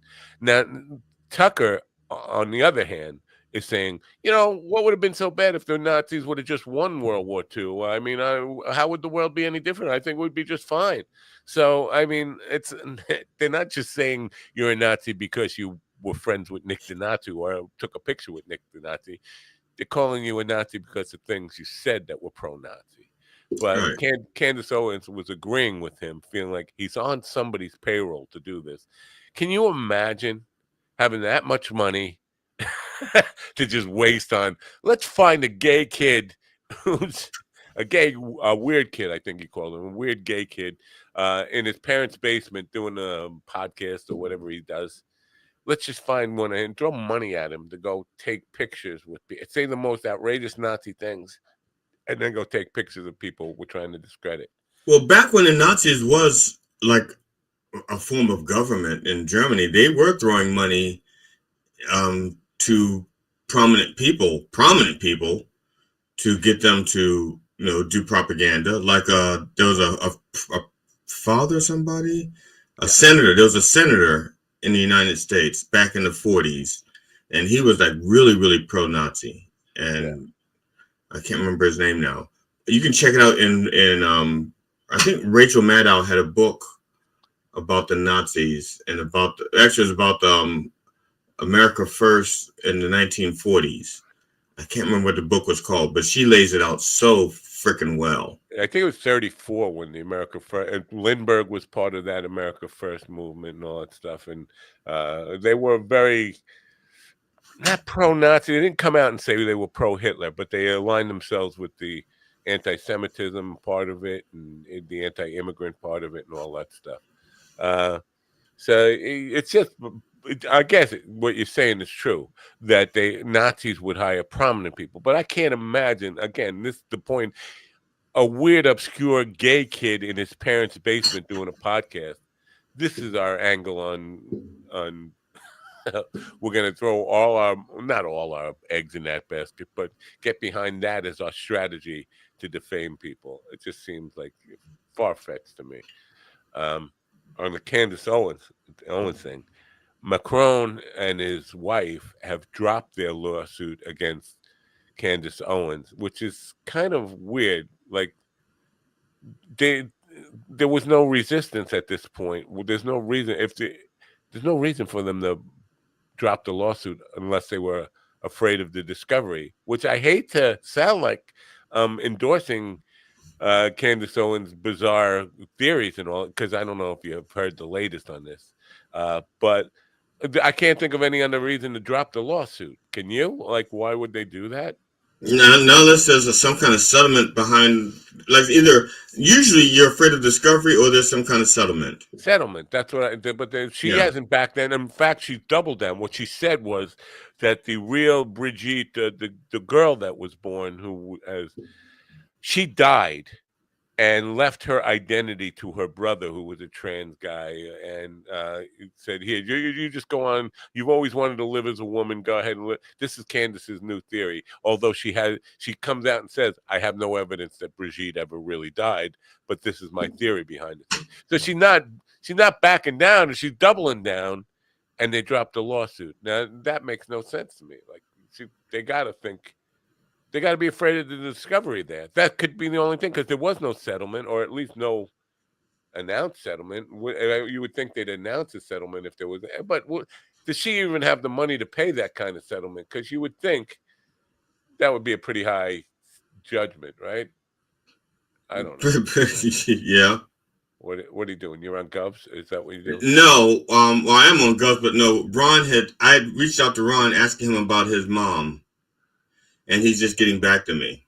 Oh, hello, Ron. Well, actually, he got back to me. I reached out to him yesterday, and he got back to me yesterday. I asked her how she's doing. She says, "All right. We don't know how much time she has left, but she barely eats. The real positive is she still has her sense of humor." And then he goes, but the rest is so. Yeah, but I think we've covered this with my father. He was yucking it up I mean, his last thing was, Matthew's getting married. The sense of humor it's the last thing to die. Not with my mother. Oh my God. Oh, But again, my mother was cruel anyway. So I responded back to Ron. This is yesterday. If you need to talk, I am here for you. Mainly on Sundays between 3 p.m. and 4:30 p.m. So I can't see that Ron is the kind of guy who needs a friend to talk to. I can't see him ever like reaching out and say, "Buddy, I'm hurting, man. Yeah, I just need somebody to talk to." I can't see him. no, Ron and I have like he's never like reached out to me like that. But if we were like after open mic or after a show or something, we would sit around by ourselves and we'd talk, and then he'd share like that. But yeah, he's not Ron. Ron would never call me going like, GD. No, not like that. Bad things are happening. How do I get to my notifications that just pop up and then they go hiding when you turn your phone on? I got some bad notifications going on here. Apparently, ICE is getting ready to knock down my door. They think I look too brown or something. Oh, I was about to say we knocked down your door because you've been hiring some of the not Haitian. Who are the people that come to your neighborhood? Dominicans? Is that what they have? The lawn cutters in your neighborhood? I know. You know what? I never asked them what they are, but they are brown people, and they speak English, but they speak Spanish more. They speak like my grandmother spoke English. Like you couldn't tell if that it wasn't Italian. It sounded Italian, but it was just broken up English. That's what they speak. But yeah, there's a comedian. I can't remember her name. She was talking about her father. It was like they grew up like Italian, but he didn't speak Italian. And so when he went over to Italy, he spoke in English with an Italian accent like he could speak Italian. No, you're still speaking English. You're just talking. And the thing is, she says, at home, he doesn't have that. I said, that's it. At home, he speaks English just fine. He doesn't have an accent. But once he got to Italy, he was just starting to talk broken English like he didn't know how to speak English. Like, where's the pasta? That kind of stuff. My wife is cooking spinach and eggs. I know it. She must have heard me talking about spinach earlier. And she was, man, what a great idea. Now I want some. Fuck yeah. Now, why She's do that to bring me? You some. No, I'm in here smelling it. I don't want the spinach, but I'll take the eggs. But anyway, Sid Caesar. Were you a fan of Sid Caesar? I was a fan of Sid Caesar retroactively. I mean, because let's put it, I liked his work, but I didn't know what he was doing like behind the scenes and that he was a writer and stuff like that. I had no idea that he wrote also. Most of our generation, and I'm talking about boomers, even were too late for him. I mean, he was in Greece, but his show was in the 50s and or even to the very early 60s. So we wouldn't have seen it. But he was the best and the number one best, undisputed heavyweight champion of all time in faking language. Like he could do fake German, fake Italian, fake French, it was good. Stuff. Yeah, that would be interesting to see, and that's a lost art. You don't see anybody doing that anymore, where you could actually fool a guy who natively speaks that language. That what dialect is this guy speaking? But to the American ear, it all sounded real, and thought, wow, he really speaks German, he really speaks Italian, really speaks French. Nope, not a word of it. So anyway. I used to know enough of real French or I knew a lot of real French because I took it for like 4 years, and I took Chinese for a year, Mandarin. Yeah, there's a lot of Chinese too. Yeah, so I did Mandarin. I did for a year. Russian I did for a year. Hebrew 2 or 3 years. But after a while. But I used to know a little bit of I used to know enough to get me in trouble, so I would like start off with real words and phrases, keep the accent, and it becomes just gibberish after a while, and people just have no idea what the fuck I'm doing. Wow. No, this is fake. This is fake. They're posting pictures of Barron Trump at NYU with dreads. And like becoming a hippie, like smoking a joint and stuff. It's fake. It's got to be fake. Yeah. First of all, we wouldn't accept him in the dread club. Yeah, and then he wouldn't. That'd be like kissing your inheritance away, right? Just even on a small scale. Just like There's no way Dad would be okay with that. No, I'm pretty sure. I am pretty sure that whatever inheritance he has is tied up is through Melania, and I'm pretty sure she has a pretty fucking airtight. She reneged her prenup after the Stormy Daniels thing come out. That didn't get a whole lot of coverage, but she. Well, that's why I thought she redid it after that. That's why I thought it was airtight now. Look at this. All right, what's that on the bottom? What kind of bread is that? It's weird bread. What kind of bread? It's weird bread. It's from Aldi. It's not like regular white bread. It's kind of like, I don't know what it is, but it's different than regular. It's not like Wonder Bread. It's not white bread. Is it like mulatto bread? Is it? Yeah, that's what it is. It's the Sue Simmons of bread. Yeah, so people on the radio, Matt is eating eggs, and he didn't bring enough for everybody. I didn't. And I brought enough spinach for everybody. Come on over. There's never enough. Now show us what happens to your muscles when you eat spinach. Come on, Popeye. Show us. Show us what happens. I was thinking about this yesterday. Because there was some athlete that made me think about this. Somebody who was like old now. Oh, you know what I was doing? I was like struggling to put the lawnmower away. And I'm thinking how bad it must be for people who were star athletes in one day. And now don't get me wrong. I was never athletic in any way. I was strong as a bull and you know, a power lifter, but I was never athletic in any way. But to see who I am now, nobody who knows me now could and didn't know me then would ever believe that I was once a very strong young man. And I was just thinking about how athletes, when they get to this stage in their life and their knees hurt and their back hurts and they just are a shadow of themselves, how they must constantly feel like they have to prove, you know, I used to be a Hall of Famer, or whatever, I used to be an MVP, or I used to be a great running back, or whatever they used to be. And people are like, nah, you know, I don't see it. I can see people looking at me saying, no, you would never fucking know.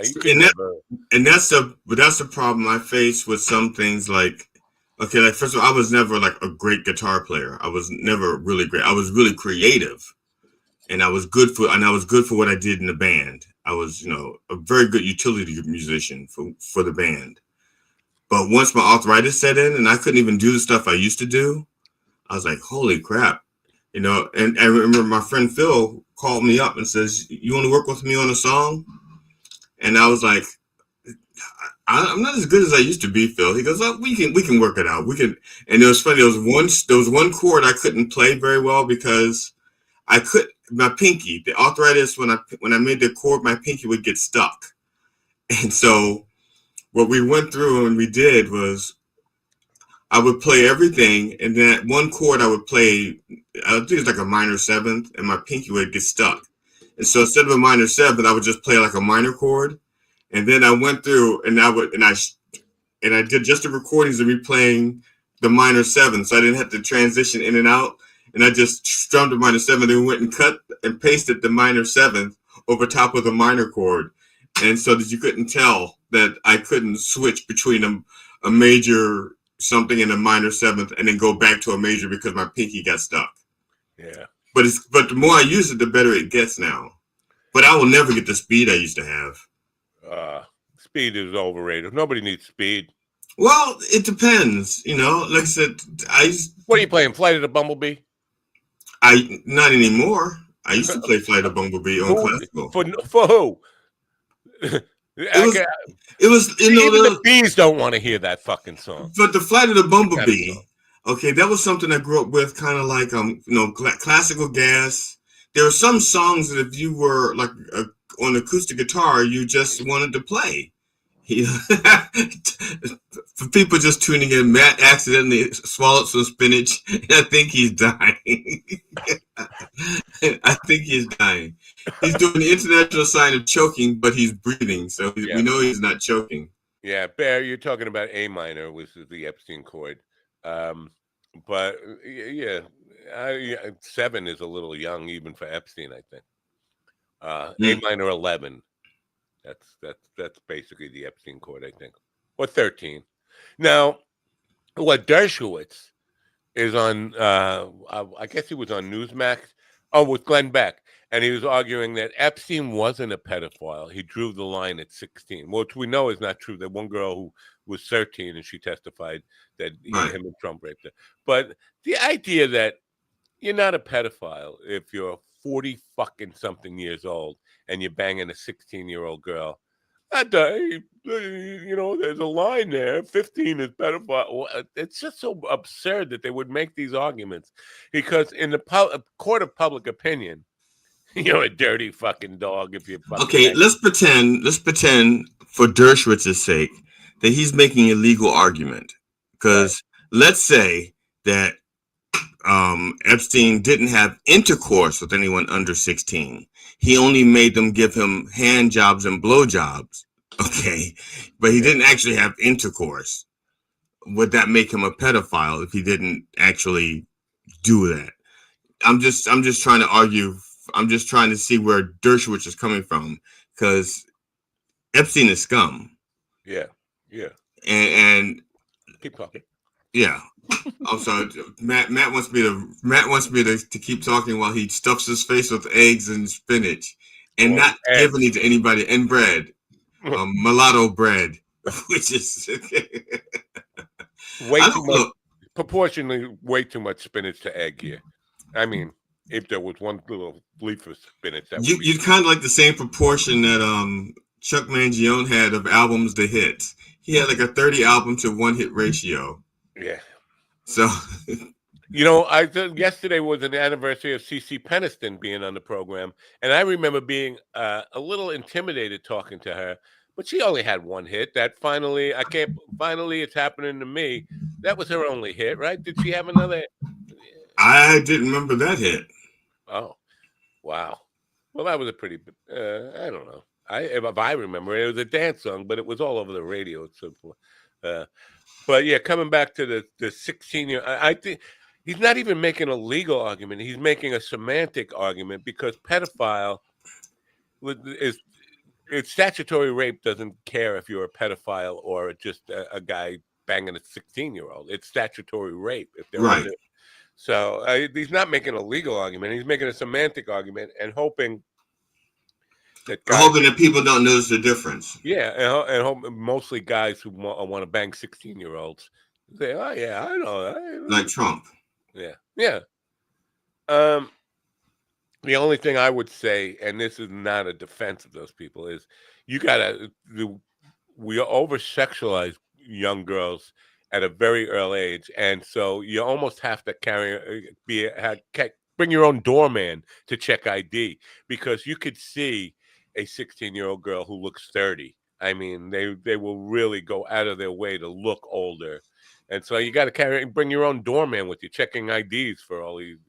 If you're a single person who is dating, but not if you're a 40-year-old, you shouldn't even be going after 22-year-olds then, right? I mean, what you think is 22. I had a friend of mine who was in his 20s, and he was dating this young lady from Trinidad. And as a matter of fact, she looked like Janet Jackson and Apollonia had a middle sister. You'd have to see Apollonia and Janet Jackson side by side and put her like right in the middle. She looked like that. And he was totally enamored with her. He was like, oh, she is so hot. She is so beautiful. And I kept saying, man, she's really young. He's like, have you talked to her? He goes, what? No. She's like 18 or 19. He was like in his 20s. And I'm thinking, I don't think she is. She's like really young. And just something here told me she was just young. I could just tell. And turns out she was just turning 15. And he was having crazy sex with her, Wow. And once he found out, he's like, oh shit. He goes, I could get into like serious trouble. I said, yeah. He goes, but in for a penny, in for a pound. I said, no, you've been pounding more than a penny. Yeah. And their name happened to be Penny, which has made things even a little weird. Jesus, would you leave me alone with these emails and stuff? God, people go in the chat room and leave these comments so people can see what you're saying. Right, yeah. Yeah. Hi, I'm sorry, I ignored Sunshine. Hello, Sunshine. Sunshine is in Aloha. No, she's not in Aloha. She says Aloha. No, Sunshine, talk to me, man. Come on, come on. Oh, you can't talk to me. You're over there. Not in our chat room. I should go there and look at that chat room and see what's going on over there. How many? Well, right, there's nothing really going on in the Gov. It's just right now, it's just me and Sunshine over here. I was going to say, how many views do we get on Govs? I never even checked those numbers. Oh, probably by the end, like maybe 2 or 3 people will tune in, maybe 4 the most. The most people I've ever seen tune in on Governors was like 5. Wow. But when you go to look at the views, it'd be like 54. Oh. Maybe. Depends on the show. On the Mind Dog TV Facebook page, the Rev stuff gets more views than just about anybody else. That's interesting to me. On where? On the Mind Dog TV Facebook page, if you look in videos, and I mean, I'm talking about shorts and stuff, where you see that the guy who was on last week talking about the gods of the trillionaires being the gods of today or whatever, right? He got a lot of views, but Rev beats everybody in numbers on views on that stuff. I was surprised by that. Like this, not like by like a lot, like not doubling everybody or double most people, but not doubling that guy.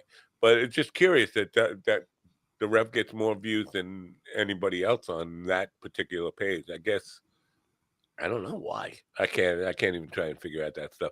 But this person in Kick now is saying we're not verified on Kick and we're not new to Kick. We've been on Kick forever. We don't have any real viewers there. All we have is bots. I don't know why I'm still broadcasting to Kick. I should just cut that out of the fucking thing. It's not like. And what would you replace it with? I don't know. There's lots of because there's a limit to how many things we can go to at one time from StreamYard, right? Yeah, but there's a couple of workarounds. But yes, we go to 8 officially using StreamYard. So there's about 5 more that I'm on, kind of back-ending RTMP feeds in piggybanking off of that Rumble feed. It's a tricky thing, but so we're on more than just a number, and I could add more, but none of those things actually. I mean, if you get like a handful of views here, 25 here, 25 there, I guess it adds up, but it's not like significant numbers. I could lose any of them and not really feel anything for it. Oh, Sunshine says she couldn't find the Rev. Well, not today. It would be on Sunday morning at 9 a.m. That's probably the problem. Eastern. Are you up? It's hard to find anything. Yeah, the Rev is Sunday morning, live Sunday mornings, 9 a.m. And the way he puts it, everywhere that Mind Dog TV is heard, which isn't necessarily true. But no, not on Governors. That's the only place. Right. Yeah, it's not on Governors. Governors is not wanting any religious stuff or on their thing. Now, why is that? Tony won't allow it? What the hell? No, Govs won't allow it. Yeah. Why? Because they had a bad situation in the past, and they don't want a repeat of it. Wow. All right, forget. Now it was like a real religious thing. It was like a real Sunday go, and I said, you realize that the Reverend is not that kind of guy. I spent 20 minutes trying to explain, because I forget where it was. It might have been Picardo, one of these other networks, where somebody said, what kind of church is this? The guy's dropping F-bombs all over the place. And I'm like, it says right in the thing, parody. It's right in the description. This is parody. It's not, obviously you're not going to go to a Christian church where the guy's dropping F-bombs like that. But arguing with a guy about, well, I don't even get what the message is here, and what kind of pastor is this dropping F-bombs like this? Like, dude, you're taking things way too seriously. What do you ever hear a pastor with a clown in the back trying to do water drinking sound effects and all that kind of? I mean, now, when he was doing the blessings and blasphemy shows, and I said was because the club that he was doing them in, I keep interceding on his behalf, and they go like, "Oh, we'll see," because it was actually picking up. he'd actually gone from like having like 10 people in the audience to like 20 something in the audience, and the place only holds 50. So it was picking up, and it was also such a unique idea that it was something you're going to have to build an audience for, especially when a lot of people were calling and said, "Is this like a real church? Is this like a sermon?" And it's like, aren't they reading the descriptions? You're playing games to be forgiven for sins, and so it's people just didn't get that it wasn't a real church thing. That Blessings and Blasphemy was a comedy show. They didn't get it, and it's so hard. And the thing is, I don't want to come out and say it's not real, Now, in the fine print it says not a real church, but I don't. It's not. I don't. That's not part of the allure. The allure that is supposed to look as genuine as possible without being as genuine as possible. Yeah. Here's a letter I just got. Dear Matt, you spent years building a podcast that nobody listens to. That's how it starts. Nobody? Let me just start by saying I didn't even build a podcast. I built a digital broadcast, which is slightly different. But now you've insulted all my friends here who you called them nobodies. And listen, now I'm no pretense that we do like big numbers anywhere. But on the radio right now, I could tell that we have 236 people listening right there. You're calling all those people nobody? I'm sorry, people on the radio. You're somebody.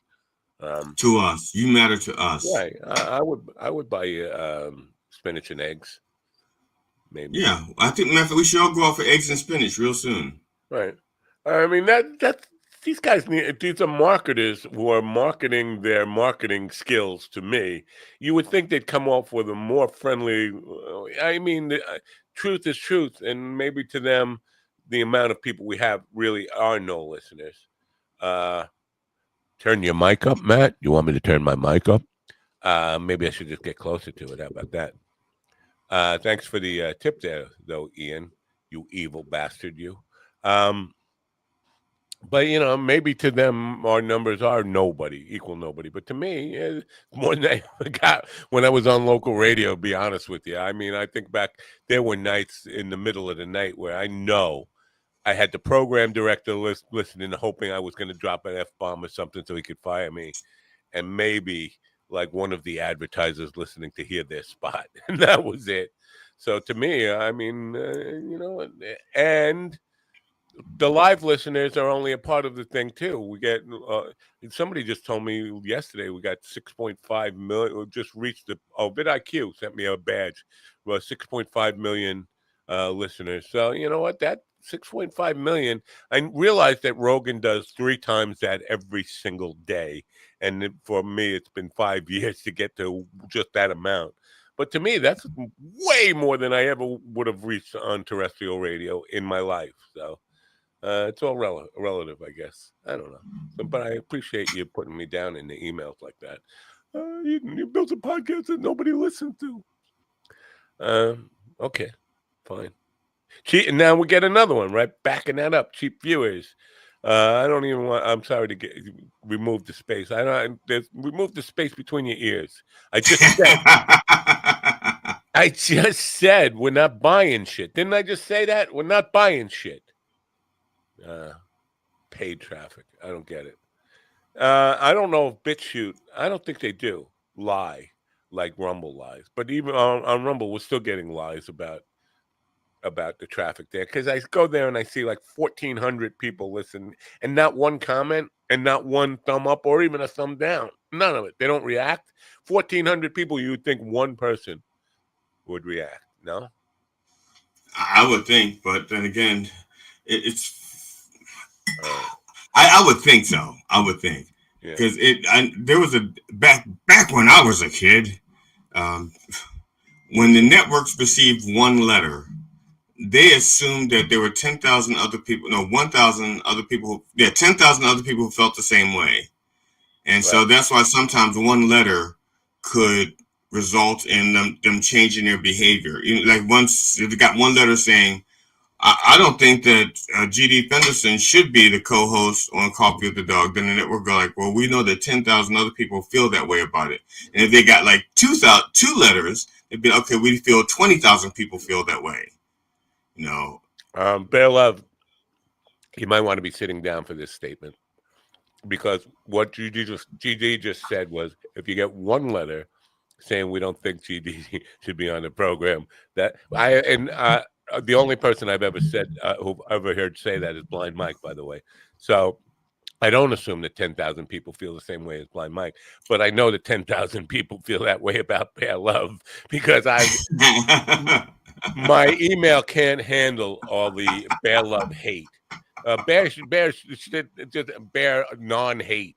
You should just change that love to not, because I don't know if you're aware of this, and I'm not trying to put you down or make you feel bad, but I'm a little jealous. I would love to be able to incite that much negativity in people, because that ends up being money in the right wing blogosphere anyway. If I could turn that in, but the amount of just negative emails about Bear Love in his comments, it's bizarre that he triggers people more than anybody else who's ever been on this program. And we've had some triggerable people on this program. Trigger worthy, trigonometry people. Sunshine says she's glad that we came across her algorithm. I did not. I wiped it up. Didn't I wipe it off? I mean, I'm sorry. Well, I see. How should I put it? You need a black light so you can see where it goes. Otherwise, you can't tell. Yeah, what was that special forensic spray they put around to see where my DNA is? Right, you need a special forensic humorist to see where your DNA has gone. Yeah. My mic is up as loud as it can go, man. I don't know. I can't turn it up any louder than that. I could just talk louder. Maybe I'm just weak. Yeah. You could move your mic closer. You could move your mic closer. You could talk. Good morning, America. Good morning, America. MindDogTV.com. Yeah. So anyway, that's my radio voice. That's my. I like it. It's good stuff. If you could just read the news, like, because Alan can't. You know what? I gotta stop fucking. I just gotta cut off the money to Alan, and maybe he'll stop sending me stuff. Right? That's what I gotta do. I think that's how that works. Yeah. Just cut off his money. Cut off his fucking allowance. Not like I'm paying big money for that, but eat that, Mike. Wow. It kind of reminds me of that glory hole experience I had that time. Now people will. Does that make you hate me? Ken would bring the hate mail.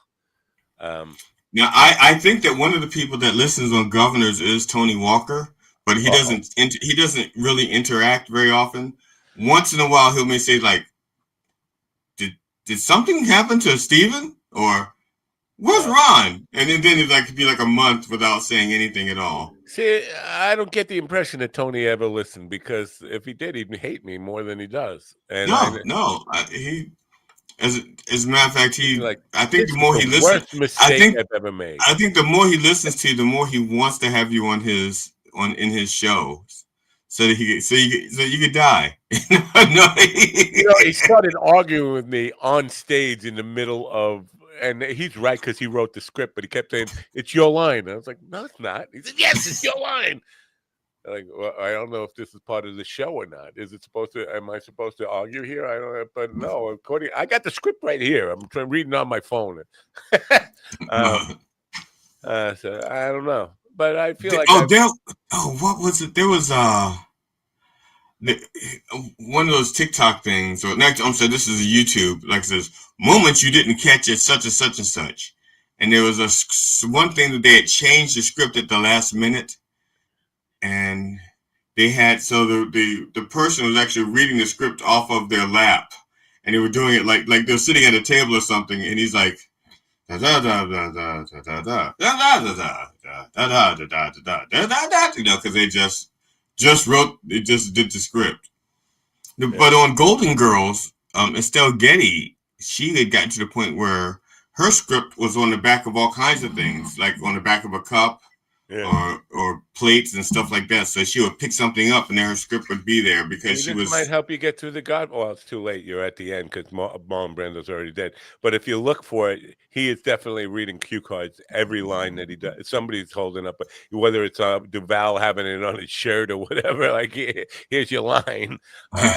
Some lady opens a shirt and he's disappointed because it's not breast. It's like, yeah. What is this? Yeah. It's all of it. I want to talk a little bit about, you heard Trump saying that he wants to lower drug prices by 5%. Well, not just that. No, I have a Godfather question. Oh, okay. And this is about which was it? Mikey? Is that the one that was in the service? Yeah. And had to go away to Italy to hide out for a bit. Yeah. While he's in Italy, he finds another wife. Not another wife. He gets married. Yeah, he gets married to Apollonia. Yeah. First tits I ever saw in the movies, by the way, in 1972, when she dropped the thing and her tits fall out, and I was like, oh. I'm 12 years old seeing titties again for the first time right now. So when the car blows up, were you like devastated? Were you upset or? Oh yeah, her titties got blown up with them. I don't know if you know this, but when she got blown up, her titties went with her. What? Yeah. I thought they acted like a flotation device. You would think that at least they would save the titties. Save the titties! But no. Well, now they'll say save the tatas. Yeah. No, that was, the whole thing. First of all, I'm 12 years old, and it was and I was with my mother, so that was the only way I could get in. And she would not let me. She was putting her hand over my eyes the entire fucking movie. Like, she knew what was coming because she had read the book and all. And so she was not letting me really enjoy the movie to its fullest at that point. It's like, but I imagine see through her fingers to see the titties. I worked that out. But yeah, so I didn't really. Well, I was just curious because apparently, I mean, when you see Mikey, apparently was very much. What's her name? Annie, the Diane Keaton character. Kay. Hey, that's it. Kay. He was like, you could tell he's really. Why you thought Annie? Because of Annie Hall. That's right. Okay. So you can tell his character is really smitten with Kay. You can tell they're really, really smitten. And I'm thinking, if he has to go away, why didn't he propose to her and take her with him? He didn't have time. He didn't know that happened so quick where he had to go shoot. But he could have taken her because in the hotel room, he says, she said, when am I going to see you again? He goes, I don't know. Right. That was the moment you say, but right. I can take you with me. I'll marry you now. Or that's the moment you do that. Nah, he wouldn't have done that, and she wouldn't have done it because she was adamant, and he was still in his mind. He wanted to get away from that. But if you're going to go kill two guys, and be on the lam, I think that signals to her that you weren't really sincere about trying to not be part of the family business and all that stuff. He couldn't come clean with her and say, I'm going to have to flee the country because I'm going to kill a couple of guys. You want to come with me? That wasn't going to work. Now, and the other thing, he's in the war and they have to show him how to shoot a gun. That didn't make sense to me. He's a vet. Even secretaries in the army have to shoot a gun. Yes. It's like everybody shoots a gun in the army. Not a pistol. Rifles. I mean, they don't and they weren't really teaching them how to shoot a gun. They were teaching them how to be a hitman. Basically, you don't want to make eye contact. You want to just let the gun drop to your side and just catch. No, but they'll say squeeze the trigger that place, and he goes, that's loud. He goes, it has to be loud to scare people. Yeah, I left it that way intentionally to scare the innocent bystanders. Yeah, but that's a whole different thing. Even Sonny said it's a whole different thing than in the army. You gotta get right up close and bada bing, get all over your nice blue suit, whatever. It is a total different thing than the military stuff. Oh yeah, I understand that. I understand that killing point blank is different than being a sniper, but I thought everybody in the military had like their rifle and a side piece. Probably do. But I mean, my dad had a side piece. Oh, he also had girlfriends too. My dad had a side piece. He had several side pieces, which is what my mother was one of her complaints. Yeah, and that's. I think basically they're just showing him how to be a killer, not necessarily shoot a gun. I think he knew how to shoot a gun. Obviously, he knew how to shoot a gun. He was a war hero, whatever that means. Well, that's not the. That's I'm finding not a lot of moments that I can parody and spoof in that movie. Oh, for my purposes. For my purposes. I think you maybe you need to get stoned. I think maybe you need to get stoned. I don't get stoned when I write and create. No, when you watch the movie and then write it straight. But I mean, because there are a lot of stuff to make fun of in that movie that it just don't make any sense. There are some real continuity problems that I've pointed out. First of all, the wedding scene in the beginning is happening around September, end of the summer, and then the very next week it's Christmas.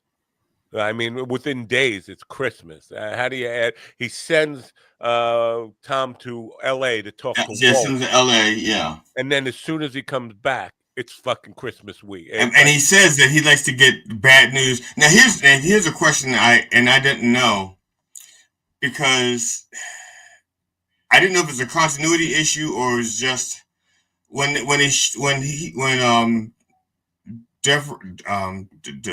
his name? The lawyer goes out to L.A. Yeah. The Hollywood guy shows him this horse, and he makes a point of saying how precious this horse is, and the horse has this white mark on the forehead, but the horse in the bed does not have the white mark.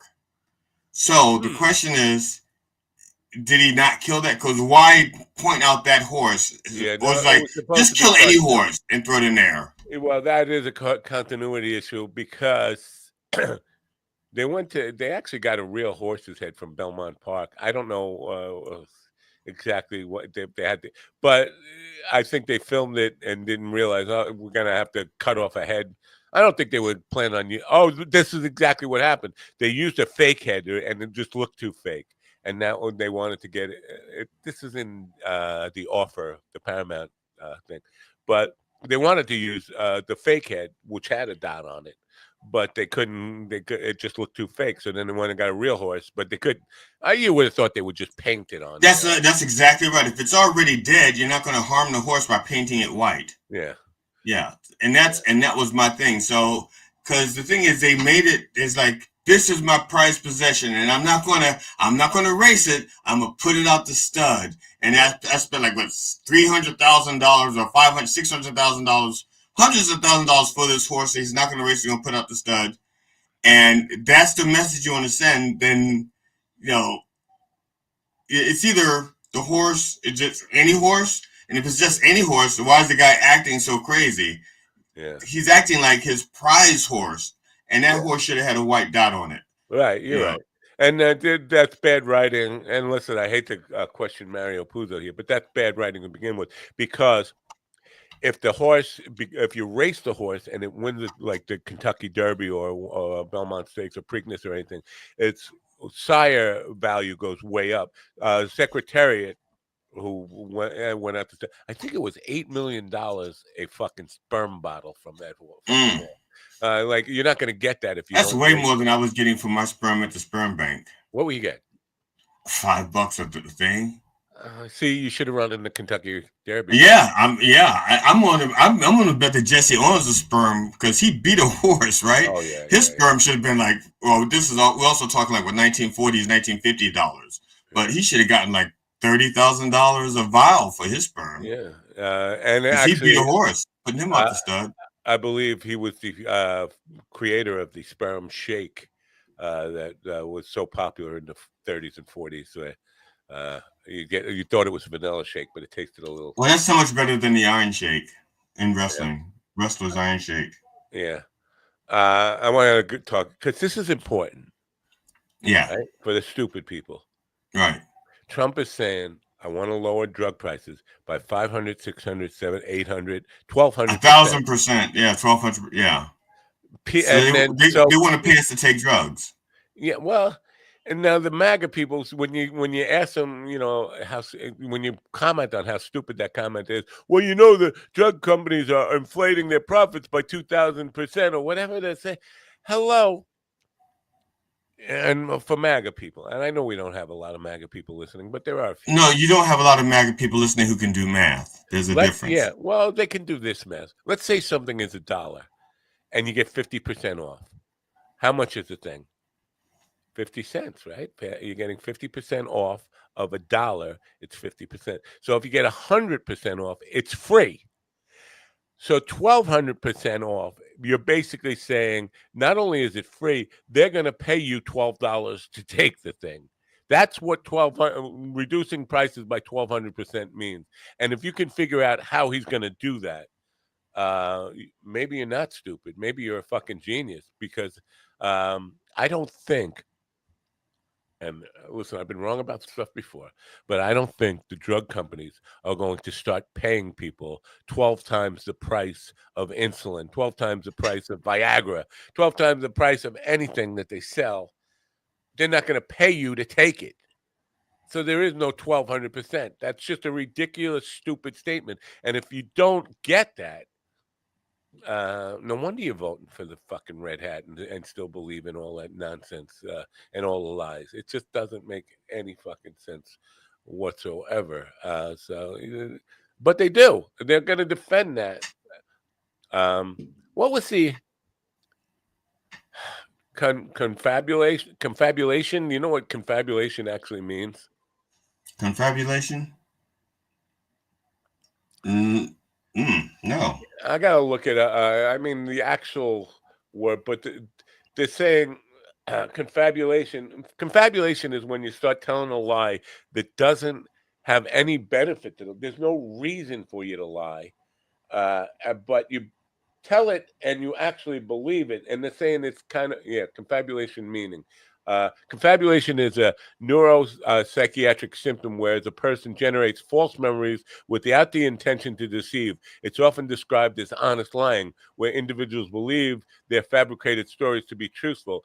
It's a phenomenon that typically arises when the brain attempts to compensate for memory gaps, and often is an indication of early onset of dementia. Now, we know that Trump does this and he does it a lot. Where you see he's been doing it way before the early onset of dementia. Right. I think it is a habitual thing from him from childhood, where he just makes up stories like this. But then he actually seems to believe him.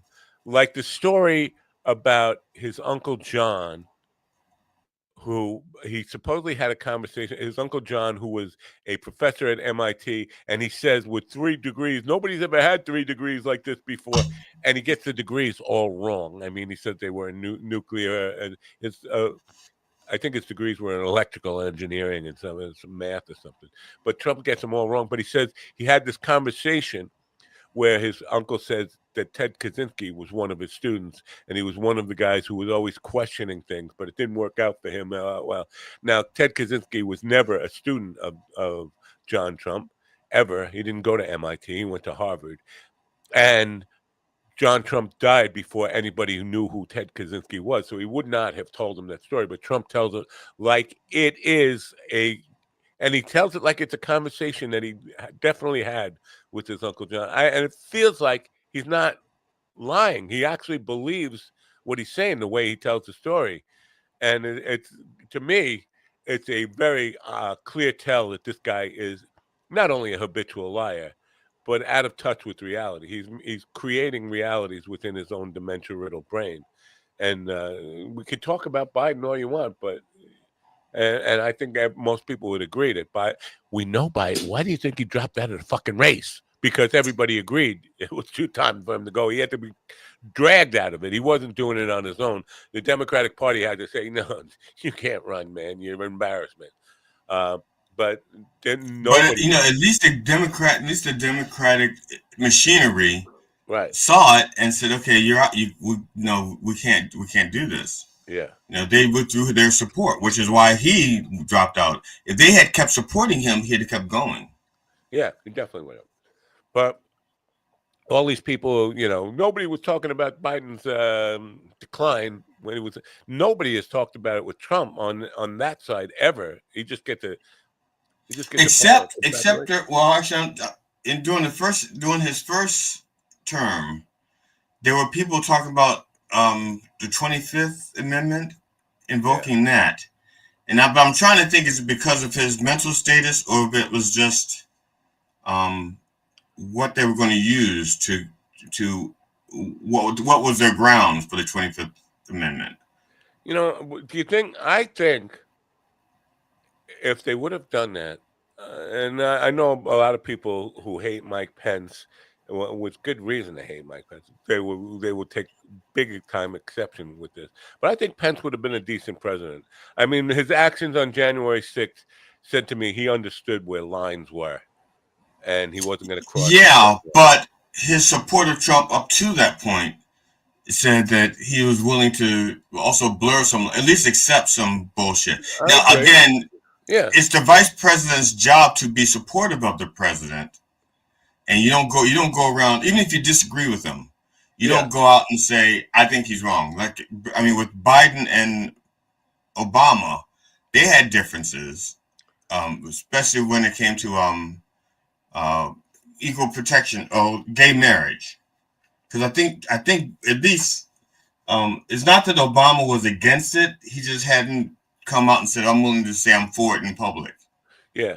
But I'm willing to, and this is just me and nobody else, I'm willing to say that, or conclude in my own mind, that a lot of what Pence did with the Trump stuff that he knew was wrong was just biding time till Trump was ran his course, and then he would figure that parlays into him being president someday. So he was gonna eat all that. But January 6th was a clear line. He said, I'm not crossing that line. And just on that basis alone, I think he recognized hard lines like that are not crossed. Lines that Trump have no trouble with. Line, what line? Fuck a line. And same with JD Vance. Line? You say lying. Oh yeah, lying. Yeah, lying. Of course, I'll do that. Line? No. Yeah, so that's kind of where I was going to go with this. And I think Vance is licking his chops right now, thinking, yeah, you just keep burying yourself. Vance has already got like, can we change the seat in the Oval Office? I want something a little more. He's thinking it's going to be his really soon. And I'm wondering, is that even worse? Is that even worse? Because I think he is, I don't know. I think he is worse in the sense that, because before, in Trump's first term, he sassed the judiciary, but he didn't have the balls to stand up to the judiciary.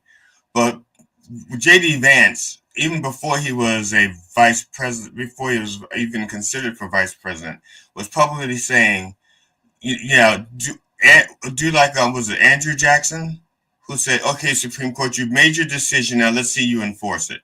Right. And that's and Trump would not have done that without people going, nothing can happen to you. Make them. What are you going to do? Arrest you? They can't arrest you. They don't have any marshals. All they can do is wag their finger and say, we really, really, really, really, really want you to uphold the law. We really, really suggest you do this. I think we're just moments away from a lot of things that we've never seen before. Like, I'm wondering if by the end of the day, we're not going to see Texas like rounding up Democratic legislators and putting them in jail for not being in the Capitol today. Last time they did this, they threatened to arrest. They threatened to arrest them. As a matter of fact, I'm not sure. I think they started issuing warrants or something. Yeah. The last time, this was 5 years ago, when something similar happened. There was another bill, and the Democrats left town. Yeah. Mike is saying Pence was too religion-y, and I totally get that. Yeah, absolutely. Religion-y. But too religious. Yeah, how do I even say this? I think Pence was more at least he understood what the principles of the Sermon on the Mount were about. And not that he would enforce them or live by them, but I think he understood the hypocrisy there. And I do think that he would have respected the lines of norms within our government. Except for when it came to gay people. Yeah, well, even that, I think he was for pray away the gay and all that stuff. I'm not sure he would have done anything on the federal level to enforce that. But yeah, I understand the two religion. And believe me, there's nobody who's as anti-religion as me. Whenever I get one of these things like, "What religion are you?" It's like, you know what? I'm against religion. I'm against all religion. I'm against it. The principle of religion, not faith and not belief. If you want to believe in any, that's up to you. But once you start getting into a team that is laying out the rules of what it takes to be within our religion, I think that's where it becomes, just a bad thing. And I do think Pence is part of that, but I think it would have been far superior than what we have now, which is a second Trump administration that seems to say all the guardrails are off. I don't care. Like, again, this is unthinkable to be threatening another nuclear power with nuclear war just because you don't want, you want people to stop talking about the Epstein files. So let's tell Russia we're about to nuke them. That doesn't. And where are the guardrails that nobody has got the balls to say, "Hey, scale it back there, Donnie"? It's funny.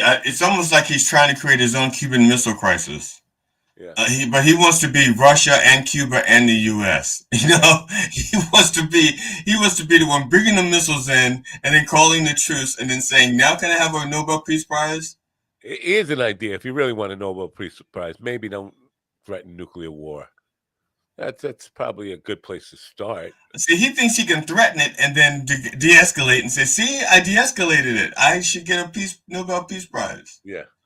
That's like being the guy with the knife who stabs somebody in the back and then pulls out and says, "Shouldn't I get some kind of reward for removing the knife from that guy's back?" Yeah. And I called 911 too. Wow, that was nice of him. Sunshine believes. I think she's saying that Trump is trying to take advantage of everything the second time around. But yeah, he's trying to stay out of jail. Trying to stay out of jail. Like, I don't. So he's going to stay in office until he dies. Is that's the plan? I think that's his plan. I don't. Or make it so that whatever judges are left won't hear any cases. I don't even think that. Now we hear lots of Rand Paul talking about the third Trump term the other day. We hear lots of them talking about that. But I think in the end, even the hardcore of the party wants their shot. They don't want them in there forever. They're seeing themselves as taking over, and so I don't think they'll find a reason. Maybe I'm just being Pollyannish here too, but I think J.D. Vance wants that fucking seat. I think Ryan Paul wants that seat. I think there are lots of people who fancy themselves as the next Ron DeSantis. I think he's ready for Trump to step aside, no matter how many times he kisses his ass. I think he's Marco Rubio. Yeah, all those guys. They want their shot, and as long as Trump holds on to that, the farther their shot goes into the distance. Yeah, because the more damage he does, and the more that they have to kiss up to him to stay in his good graces, the more they ruin their future as well. Yeah. Now, what about? I should say their future without Trump. The people like Fetterman. Fetterman is saying that this proved the Democrats were all wrong on the tariffs. First of all, Fetterman had a stroke. Okay, he's had a stroke, and he's not reasonable right now. But yeah, no, I understand that. But this is people who are on the left are saying we should have never supported him. But if you didn't support him, you'd have Oz in that Senate seat. Now, right? Yeah. He would be far worse than Fetterman, and Fetterman is shot. I would totally agree to Fetterman being a dickhead and a shot imbecile. But I mean, what were the other choices? They weren't saying let's primary Fetterman and run somebody else. And they probably didn't see this much of Fetterman. You know what I'm saying? Fetterman probably didn't show this side yet. Yeah, it's possible that Fetterman felt like this, but he had the intelligence and the filter to not let it out. But once the stroke hit, the filter broke, and it's like a different parts of him keep slipping out. Let's address whoever this dude is, Prom Rest 23 on where Prom Dress. Yeah, prom. Yeah, he says now aside from the pitch that they're trying to sell us bots. Oh, real viewers. Fuck you. You're not real viewers. It's bots. But Yup, I love the content you stream, and I can see you're new to Kick. I'm not new to Kick, first of all, and I would just love if you could just, you know what? I will buy from you today if you can elaborate on exactly what content you saw that you love. I don't think there is. Give me one thing that we talked about in the last hour, even. Never mind yesterday or Friday's show or last week's shows. Give me something you saw on this program that you claim to love, the content you love that I stream. If not, you're a liar. You got 20 seconds, liar. 15 seconds, liar. 10 seconds, liar. 5 seconds, liar. No, I'm not buying from you, liar. See, you got nothing, Palm Just. Now get the fuck out of here. You know what? Go get your shine box. Oh, you didn't watch Goodfellas yet. I'm sorry, I ruined that. No, I haven't watched Goodfellas yet. I'll be watching that later this week. Remember, go get your shine box. That's the best part of the movie. Is he talking to some black guy who used to shine shoes? Nope. Nope. I'll see it. Don't tell me. I'll see it. I'll see it. I'm just thinking. Oh yeah, there is a black guy in the movie. Yeah, and that's the other thing that kind of I don't. You know, I understand that there were parts of society where black people were not permitted, and but it's like they have like a whole world where you just don't see one black person, not in the airport, not in the taxi, not even, it's like nowhere. You hear about them. It's like they let them kill their own kind and they let them buy the drugs. We don't sell the drugs in our neighborhood, sell them in their neighborhoods, but you don't see them. But if you made a movie in the deepest, darkest recesses of Africa, there's going to be at least one white person in there. Yeah. I hate to. I'm not going to blow for you, but the one black guy that I can remember from the movie was in on one of the crimes, and was I'm not gonna tell you, but it's just curious to me because you're right. It's not like the certain Ozone Park and Howard Beach and where the mob worked out of. There definitely aren't a lot of black people in those neighborhoods. But still, you would come across them in everyday interactions and all this kind of stuff. It's not like they try to make it seem like there were no black people in New York or Long Island or except the ones that bought and sold drugs, which they didn't want anything to do with. Yeah, Stax. No. Stax. He drives a van. Yeah, who played Stax? Let me see. Who played Stax? Go ahead, you talk. Oh, okay. So I just have problems with movies like that, and that, like I said, it's just like there are no black people anywhere, no extras, not even walking down the street, not even the hired help, not even somebody like carrying the groceries or something like that, Yeah. See, Samuel L. Jackson. Wow. I thought I was going to say Morgan Freeman for some reason. They all look alike. Of course you were, you little racist. They all look alike. It was Samuel L. Jackson. That's right. Well, I was just thinking it was somebody famous that wasn't really famous yet. Because when was that movie made? Like 1990. So yeah, he hadn't. Does it take place in the 70s also? No, I'm just teasing. Yes, it does. Oh, okay. See, I assumed it took place in the 70s. I just assumed. I haven't seen it yet, but I just assumed it took place in the 70s. Yeah. I thought all gangster movies took place in the 70s. Except for American Gangster, which I thought took place in the 60s. Was it Bumpy Ride or whatever his name was? Bumpy Johnson. So yeah, but now Pulp Fiction hadn't been made yet. I'm wondering if that. Remember the movie with Matthew McConaughey where Samuel L. Jackson is in that. He's a lawyer and Samuel. Right. Yeah, that's not Lincoln Lawyer. That's I can't think of it. Time to Kill. Yeah. So anyway, did that make him a star? Probably not. I think it wasn't until Pulp Fiction that he became this huge motherfucker. Everybody associated. Yeah, I think it was that. But yeah, so yeah, he played Stack. It's not a big part in the movie either. So you would have thought like Samuel L. Jackson in that movie would get a bigger part, but no, 1990 wasn't that big yet. Yeah. Now Samuel L. Jackson was like tight with, I think there's like 4 or 5 black actors. They were like almost like sharing a room or something. It's like him, Denzel Washington. Wow. It's just a number of them together that just hung out, trying to help each other out while they try to get work. Is there anybody better than Denzel Washington? I mean, I'm a huge fan of his, but I can't think of a part that I've seen Denzel Washington in that I didn't totally enjoy the movie, even if the writing of the movie sucked. I mean, he's to me, I hate to kind of because it's like guitar players. You can't say the best of all time, but Right. I feel like he's the greatest living, now, especially now that Hackman is dead. The greatest living American actor. I don't know. Now, my wife said to me, I don't see why people think Marlon Brando's this great an actor.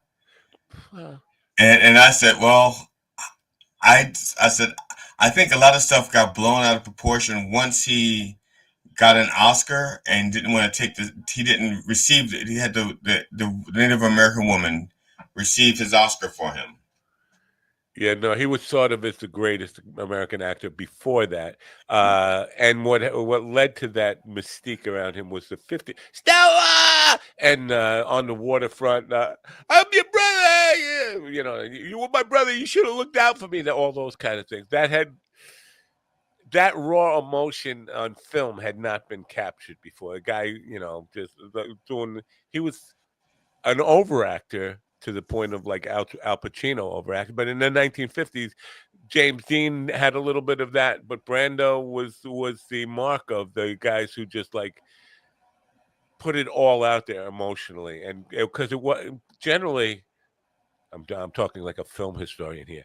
From 1929 when talkies started, theatrical actors went to movies, and they still carried that Broadway sense of acting. The over emoting, because in Broadway, you have to over emote because you have a live audience, and some people in the back need to feel the same things that the people in the front feel. Yeah. So one-way ticket to Palookaville. So that was the stuff that made Marlon Brando legendary, like a big time. You know, thinking he's the greatest living actor. You have to look at that stuff, but you have to look at that stuff as somebody in the 1950s. If you look back at it today, it's just like stupid, goofy overacting. What I was thinking is that back then when he did those scenes among Hollywood, he was like a great actor, but the average person may not have seen that. And I'm thinking the average person didn't actually glam onto it until the Oscar thing, where he's like, then he starts saying, they started. I think that's when the legend started among the average person, but I could be totally wrong. Because hey, look, Phil Heller and Mike Kaufman are both in the same room together. Well, they're usually not seen together at the same time. I'm glad I have them both here. While I got you both here, if you're listening to the sound of my voice instead of talking to each other in the chat room, the Emerson, Lake and Palmer song on Tarkus, "Are You Ready, Eddie?" If YouTube might stop you from saying the line, something Eddie, something all night long. Now, according to what we looked up last week, and I got a copyright strike for playing this, the word "bop me, Eddie, bop me all night long." I remember it very differently, and I was feeling like I was having a Mandela effect morning moment there. The Emerson, Lake and Palmer, "Are You Ready, Eddie?" Do you remember the lyrics of Mike and Phil? I know you know the song I'm talking about. Do you remember the lyrics, and do you remember them as "bop me, Eddie," or something more like "fop me, Eddie," or closer to "fop me, Eddie" than "bop me, Eddie"? You can spell it with a PH if you want. That can get through. Spell it with a PH. That'll get through. Yeah, we'll wait for that comment because I think it was revised somewhere along the line to make it radio friendly. Maybe they changed kind of like let's get retarded. Oh, here it goes. Yep, Mike says he remember. Now we are having this Mandela effect together because maybe that's just the way you guys sang it. you got Utes. I don't know. I don't think so. I mean, I could hear the bop clearly now that we've got and everywhere on Google. I mean, it wasn't. I mean, it's possible that they sang it one way live and put another way on the record, It's also it wasn't possible. live. But we never. I mean, this was before we saw them live. And there's a line in there that says, "While you're fucking me, Eddie, nothing can go wrong." And then he says, "Feel a fucking is all that lasts." There's no way he was saying, "Feel a bopping is all that lasts." Now remember, and you may be too young to remember this, but when the song Lola came out, the first time it came out, they said it tastes just like Coca-Cola. That was the original line. And then Coca-Cola goes, "We don't think she tastes like us. You have to change it." And then so they changed it from Coca-Cola to, tastes just like cherry cola. Oh, They you know what changed they it. should, because she fucked the Morella. It tastes like Pepsi. How about that? Okay. So they changed it to cherry cola and got rid of the Coca-Cola. And then later on, they brought the Coca-Cola back. Not brought it back, but re-released it, the original. Yeah. Same with Let's Get Retarded. Black Eyed Peas, the original lyrics was "Let's get retarded, let's get retarded." And then some retarded people says, "We don't like that." Right? Was it retarded people? No, it wasn't. It was just regular people who weren't retarded. Of course it wasn't retarded people. They wouldn't know how to fucking start a fucking yeah. So they said it. Let's change it to "Let's get it started." So, and now I'm pretty sure they won't go back to that. I'm pretty sure they won't go back to "Let's get retarded." Yeah, but I hate that. I mean, all the New York comedy clubs, that is still the song they play as a comedy show is going to get started. And it's just like, "Let's get it started." I mean, like, come on. I could see 6 months after that song was a hit still doing, but it's 20 years or even more. The group There's a club around here. They play the final countdown at the very beginning of everything. At the beginning of the club sanctioned shows. Like when I was doing my shows there, I had different. Well, it depends on the show. The Reverend brought his own music. I think. What was the name of the group? Out back. Let's get it started. Black Eyed Peas. Oh, it was Black Eyed Peas. What was the hell yeah? The other group that was really, they had a bunch of hits. CNC Chocolate Factory. Outcast, Outback, Out something. I think there was a group called Outcast. Yeah, Outcast group. I don't know. I just think because they were really good. They had a bunch of hits, and they were big for a time, and getting all this MTV stuff, and then they went away. And there was a group, I can't remember the name of the group now, but they had a song called Flip Fantasia, which I happen to like that song a lot. Flip Fantasia. And it's like I don't think that group ever had another hit. Ever. I'm searching the wrong fucking thing. No wonder I can't. Nothing's coming up. Oh, did I tell you that I'm going to see Crack the Sky this weekend? This coming weekend? Well, you told me you were going to see him. I didn't know it was this week. This coming weekend, yeah. Wow. I'm taking my CDs with me to see if I can get him to sign them. It's not okay. What the fuck was the name? Somebody in the chat room, help me out here. Was it Outcast? No. What are you trying to find out about Outcast? Yeah. Oh, Outcast, but with a K. That's who it was. Bombs Over Baghdad. They were just so fucking big but for like 2 albums, and then went away. You would have thought a band that everything they did was turned into hits at one. But did they stay together or did they break up? Because if they stayed together and they just didn't have any more hits, that's one thing. But if they, got big and went and then started having creative differences, and so Outkast just didn't outlast. Hey, yeah, Mrs. Jackson, Bombs Over Baghdad. But yeah, I always thought it was a band. It turns out it was just 2 guys who hired a bunch of side players, I guess. Okay. So they were like Steely Dan. Yeah, exactly. Rosa Parks was another one. Rosa Parks played in it? Rosa Parks was in the band? Well, she played the back of the band. But Yeah, no, they had a lot. I mean, for such a short time, 1990 to 1992, they dominated the charts. They were all over the fucking place, and then they just went away. I'm wondering if either of those guys is still relevant in the music business or just gave up. They're from Atlanta, Georgia. Big Boy and Andre 3000. Yeah, that's what Michael put in the chat room. Andre 3000. I didn't know what that was. I thought that was like another song that they had. Andre 3000. Yeah.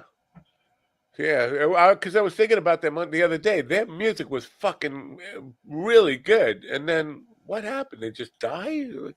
I thought they were like the Black Beatles. I really thought they were going to be like that kind of big.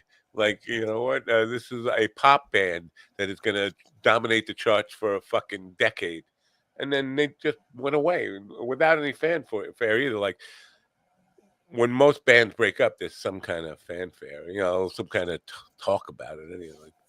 Anyway, we're way over limit again today without even thinking about it.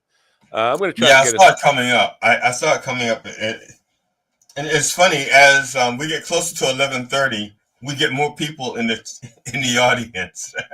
Yeah, like they're almost over. We're almost over. Yeah, maybe I should say we end at 10. And then we end at 9:05. The last 3 or 4 hours of the show will get a big audience then. Yeah, but we end at 9:05. I'm going to do my best to get a guest for tomorrow. It's just like fucking pulling teeth with these people. They write that. How do I get on the show? And again, we talk about it. The Rev talks about it every Sunday morning about how to sign up for the show, and then we still get emails like, "I'd like to be on the show. How can I get on?" I will send out the things. I have this thing about dealing with adults. If I send an invitation to adults to be on the thing, and they say they want to be on it, I trust them to follow through. It's if there's something they want to do it. It's like if I want to do something, it's not like if it's anything. It doesn't matter. If my wife says you want to have sex, it's not like my wife has to keep reminding me. I'm going like, yes. It's not like she'll say, well, okay, I'll remind you. And then an hour later, you sure you want to have sex? You want to have sex? No. I was like, yeah, I want to. When? Now? Fine.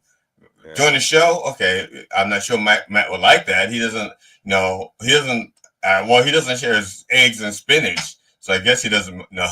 I don't. I guess I'll waste 2 hours of my time and go look at that thing that I sent you with that border patrol. I just thought it was interesting because of the things that we were bringing up. That he was saying like, no, Trump wouldn't do that. Trump wouldn't do that. Trump is doing that. Yeah. No, I don't think I don't think they fucking care. Honestly, I don't. I think we are 5 minutes away from all of MAGA saying, "What's the big deal? Fucking kids, pedophilia. It's no big deal. That's nothing wrong with that." I feel like we're right there. We're like one pubic hair away from making that fucking leap. Well, there new people are. Oh, let's put their victims. New victims that I had not heard of are starting to make their rounds now. Yeah. Of survivors of the Epstein ordeal are starting different ones because there was like the same person I kept hearing about over and over and over again. Yeah. And now there's others coming forward. Trump just announced we're seeing phenomenal numbers. I mean, really phenomenal numbers. We're announcing a new statistician, somebody who will tell them what. Yeah, someone who'll lie. And that's the other thing I mentioned. Well, I don't know if we mentioned on that 2-hour thing. Because just talking about that's the other thing. Yeah, I didn't mention it. I thought about it yesterday. He was saying the numbers we got from the Trump things and we did this is you can't trust his numbers. Right. You can't trust his numbers. And you can see that now. It's like the Labor Department guys, like, this is the numbers. And Trump was like, well, your number is 0. Your number is up. You're out. Yeah. Find me someone who will lie to me. Can we get one person in the fucking media, in the press corps, when he says gas in some states is as low as $1.98 a gallon? Can we just get one person to say, can you name the states? Name one state and one state where that's the case? Can we see an example? Can we get anybody in the press that has half a testicle? Not even a whole testicle, half a testicle to ask him to back up his claims. Well, if my wife and I used our reward points for gas instead of food, our gas probably could have gone down to $1.98, or maybe $2.10 or something. And then I'd have taken a picture of it and sent it in and said, "Look, this is the price of gas, $2.10 for me." And of course she'd have glammed onto that. But what is my reply to that I replied? Laura Compton, who's part of Tom Segura's Mom's House Network, she asked, "What are some situations where bigger isn't always better?" And I said, "Tumor." Debt. So I got a like. Yeah, I don't know if that deserves a like. That deserves a not like. This is the problem with Twitter too. Facebook has a anger face, an angry reaction. You need that on Twitter because it's hard to like some of these things, even though you want to react to it and say that's a good post. It's not. I'm not backing up the sentiment in the person is saying in the video or whatever. All right, let's wrap. If you want to do that, you actually have to go to comment and then find an emoji. Yeah. And put it in the comments. But you can't just, like I said, have one of the different faces. You have to go comment and then find whatever face you want to go with that. Yeah. Now, emergency situation I want to let the people know about, first of all. This is very serious. I'm almost out of weed. Holy shit. Yeah. Now, I did not... remember the time a couple of weeks ago where there was a... Remember when you ran away and I got on my knees and begged you not to leave because I go berserk? Wow. Well, you left me anyhow. The days got worse and worse, and now you see I've gone completely out of my weed. I have nothing to smoke, ho-ho. I have nothing to smoke, hee-hee. See, you're not really singing that, but you remember it anyway, so it kind of go... But... remember a couple of weeks ago, I talked about the 2-for-1, not knowing there was a 2-for-1, and then I was happy to get 2-for-1.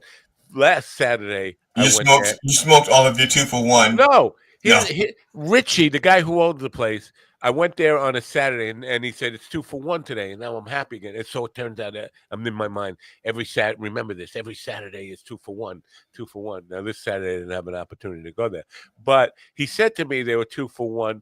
Yeah, and let me get you. So you're gonna get a quarter. So now you're gonna get a half. But he only put 1 quarter in the bag, and knowing that I'm a fucking idiot and would not look in the bag and just walk out the door and say thanks a lot, and then wouldn't see me for 2 weeks. So they kind of made up for giving me a 2-for-1 when I didn't know I was owed a 2-for-1 by not giving me the 2-for-1 when he told me there was a 2-for-1.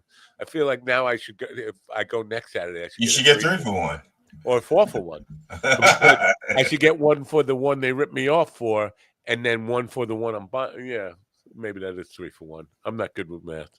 I want a 1,200% off. That's what I want. They should pay me $12 to take the weed.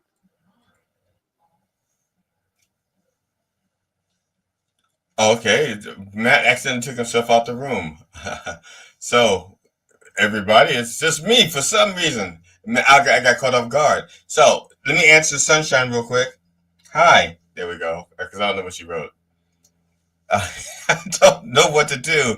Because I don't know if he plans on coming back. We're over time. And I could just end the show. Fucking mouse buttons. That's what. Okay, I didn't know. I was thinking. I figured you was going to come back because I said I could end the show, but I think you'd want to be here for that. I want to be on the left for some reason when I end the show here, so I'll do this. Yeah, don't forget to be on the right side and get a new mouse. I mean, I got the old remote mouse and I got the clickable mouse. Neither they will just.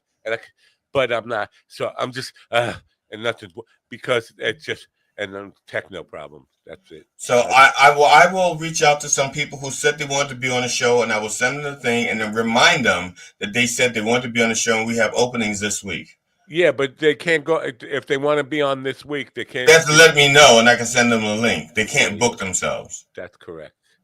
All right, and let me know so I can put it in the promo. Right. I'll build one for tomorrow, but I'm going to see if I can get somebody funny.